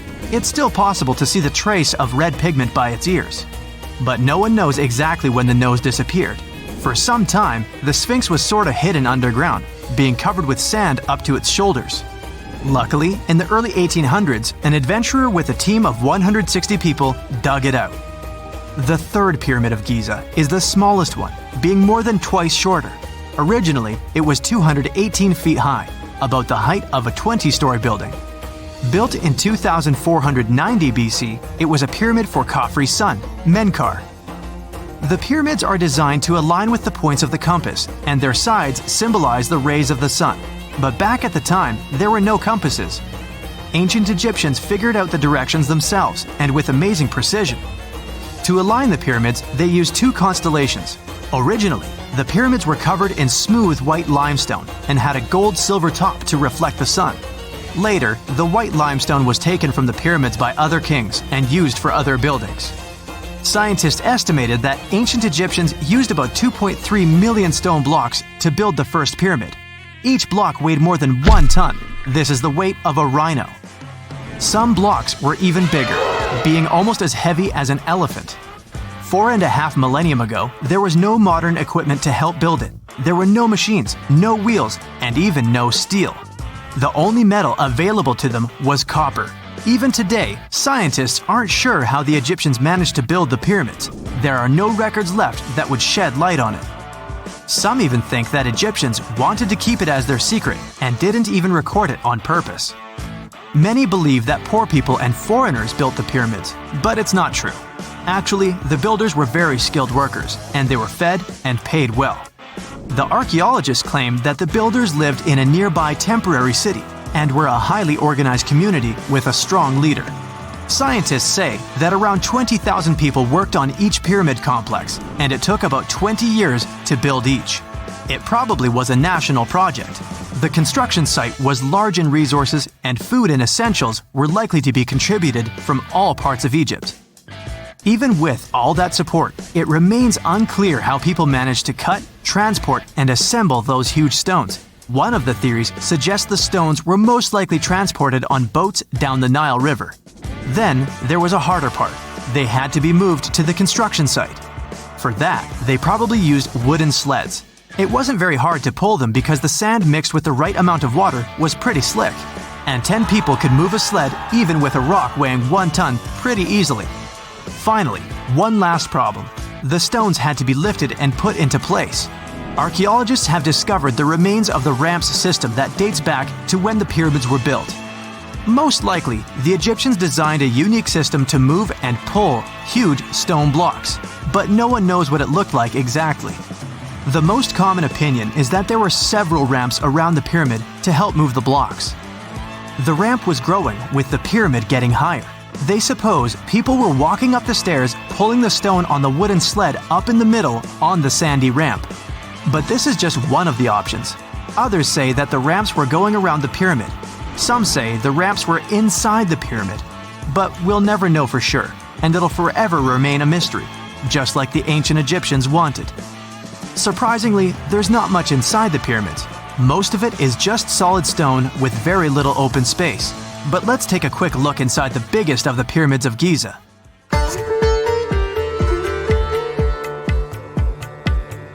From the entrance, there are two stairs, one going down and the other one going up. The descending one takes you to a chamber located underground. That's where the pharaohs are, but not in this pyramid because Khufu wanted to stay higher. The underground room is partly unfinished. The room with Khufu's sarcophagus is called the King's Chamber. It's upstairs and then through the tall and long Grand Gallery. Below the King's Chamber, there's a room called the Queen's Chamber. There are no queens though, and no one is sure why the room is called this. Unfortunately, none of these have any hieroglyphs on the wall. They're just bare. If you want to see them, you should go to the other rooms that are decorated. Those pieces of art are depictions of ancient Egypt's culture and daily life. The texts allow researchers to study their language and grammar. Sadly, the treasures that once were here in the pyramid are long stolen. From that room, there are several tunnels for an unknown purpose. There are many tunnels and passages inside the pyramids. There are many chambers and shafts and secret ways. Scientists have been sending little robots with cameras there for some decades already. And the robots did discover another chamber a bit upstairs with hieroglyphs on the walls. But even today, much of the pyramids is still unknown, and there's no so-called building plan of the pyramids. Egyptians did create a mystery no one can crack for 4,500 years already. Scientists recently started to X-ray the pyramid to learn what's inside it without entering it and its narrow, mysterious tunnels. For more than 3,000 years, the gold mask of Pharaoh Tutankhamun stayed hidden in the Valley of the Kings. This artifact, which stands about 21 inches tall, shows how skilled and artistic the ancient Egyptians were. But nobody expected that X-rays would reveal its biggest secret. King Tut was the last ruler of his family during the 18th dynasty. He took the throne at just 9 years old, but ruled for only 10 years before he passed away unexpectedly. If we're being honest, back in ancient Egypt, he was mostly forgotten by the rulers who came after him. His tomb wasn't a big deal for them, so much so that even the grave robbers forgot about him. It might sound a bit sad, but the truth is that it was actually great news for us. Since his tomb was practically forgotten, it ended up being perfectly preserved. While the other tombs in the Valley of the Kings were looted, his remained sealed and untouched. So when it was discovered back in 1922, it had over 5,000 precious objects inside. That made Tutankhamun basically an instant celebrity and one of the best-known pharaohs nowadays. Among the treasures was the most stunning piece, his golden mask. This mask is said to be an exact image of the king's face, or at least it was supposed to be, but we'll get to that later. The purpose of this accurate representation of his face was to make sure that his soul would recognize him in the afterlife and return to his mummified body. In ancient Egyptian beliefs, this would allow him to continue living in the afterlife. The details of the mask clearly looked incredibly difficult to create, but people didn't realize how complex it truly was until many years later. The first X-rays of the mask were taken in 1967. Back then, the main reason for these scans was practical – conservation. The mask was heading to Paris for an exhibition, and it was the first time it had ever left Paris. This would help them keep track of any changes during the exhibit. Plus, the images could give clues about how the mask was made, but back then, they probably didn't fully realize just how complex its construction was. I mean, Egyptian goldsmiths didn't use modern soldering techniques. So, how did they make this mask? New X-rays taken in 2007 gave us some answers. It turned out the Egyptians didn't use pure gold, which is 24 carats. The mask was actually made of 23-karat gold, meaning it was mixed with another material. So specialists discovered that the gold sheets contained a small amount of copper, a reddish-brown metal. This was likely done to make the material more flexible and easier to shape. They would then shape the gold sheets by heating and hammering them over and over again. But there was one more secret inside the mask that wasn't discovered until 2015. The year before, the staff at Cairo's Egyptian Museum were working on the mask display when the long beard of the mask accidentally got knocked off. Another theory is that the beard had become loose over time and just fell off. Either way, the fact that King Tut's beard came off caused a lot of stress. After all, we're talking about one of Cairo's biggest tourist attractions, so the experts had to fix the problem quickly. The restoration process started with a detailed recording of the mask's condition. To do this, they had to take a full three-dimensional scan of the artifact, and, by accident, they found something very interesting in the mask. Inside the royal beard, there is a gold tube, an intriguing structure that the Egyptians likely used to attach the beard to the rest of the mask. And that proved, once again, that the process of making this mask was even more complex than experts thought. But the mysteries don't stop there. Remember how we mentioned that the mask was thought to perfectly represent King Tutankhamun's face? Well, that might not be entirely true.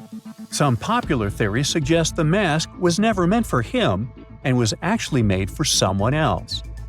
A study published in 2015 suggested the mask was originally made for a female pharaoh, his supposed stepmother, the famous and beautiful Egyptian queen Nefertiti. The biggest clue comes from an inscription on the mask. At first glance, it seemed to belong to Tutankhamun, but after a close examination, researchers noted that something else was actually written underneath King Tut's name. The royal name stamp seems to have been altered, and originally it had something written on it that translates to Queen Nefertiti.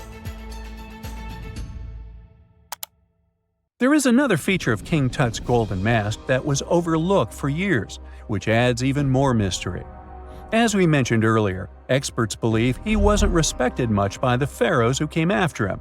And one of the clues that made archaeologists think this is the pierced ears on the mask. Some researchers believe that King Tutankhamun wouldn't have worn earrings after he was a kid. So, according to their theory, by the time he passed away at 18, he shouldn't have been represented with pierced ears. This could also support the idea that the mask originally belonged to Nefertiti, or maybe to someone who wasn't even connected to King Tut. But the mask isn't the only source of mystery. In fact, his whole tomb is full of puzzles. Recently, historians found a sign that the place where King Tut was supposed to be buried was changed at the last minute. For years, experts wonder why a pharaoh who ruled for 9 years ended up in such a simple tomb. When compared to the grandeur of other pharaohs' tombs, his tomb seemed, well, a bit plain. The idea that a king like Tutankhamun would have such an unremarkable resting place just doesn't match up with the power and importance he must have had in ancient Egypt. So, what happened? Well, apparently, this might have something to do with his successor, Pharaoh I. After King Tutankhamun passed away, researchers believe that I made sure to erase him from Egypt's history. So, one theory suggests that he was probably behind the quick decision to place King Tut's body in a smaller, less impressive tomb. When experts looked at I's own tomb, they found something interesting. There is a large wall covered in painted baboons. This is the same type of artwork found in Tutankhamun's tomb. It seems like the same person might have chosen the artwork for both tombs. Now, the design and decoration of the two tombs are almost identical, suggesting there was a shared hand behind both. But there is one key difference. I's tomb is fit for a king. It's much bigger and more impressive, even though the style and artwork are similar to what you see in Tutankhamun's tomb. So the theory suggests that I decided what went into both tombs. Since Tut passed away unexpectedly at a young age, his grand tomb wasn't finished in time. Normally, pharaohs start building their tombs while they're still alive to make sure everything is perfect. But Tut passed away when he was just 18, so there wasn't enough time. I may have taken advantage of the situation, ordering a smaller tomb for Tut and keeping a larger one for himself.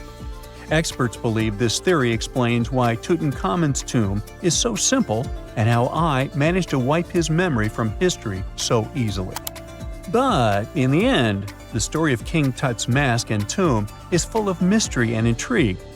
Each new discovery sheds more light on what really happened all those years ago. But one thing is for sure, the secrets of ancient Egypt still have much to reveal, and King Tutankhamun will continue to fascinate people for years to come. That's it for today. So hey, if you pacified your curiosity, then give the video a like and share it with your friends. Or if you want more, just click on these videos and stay on the bright side.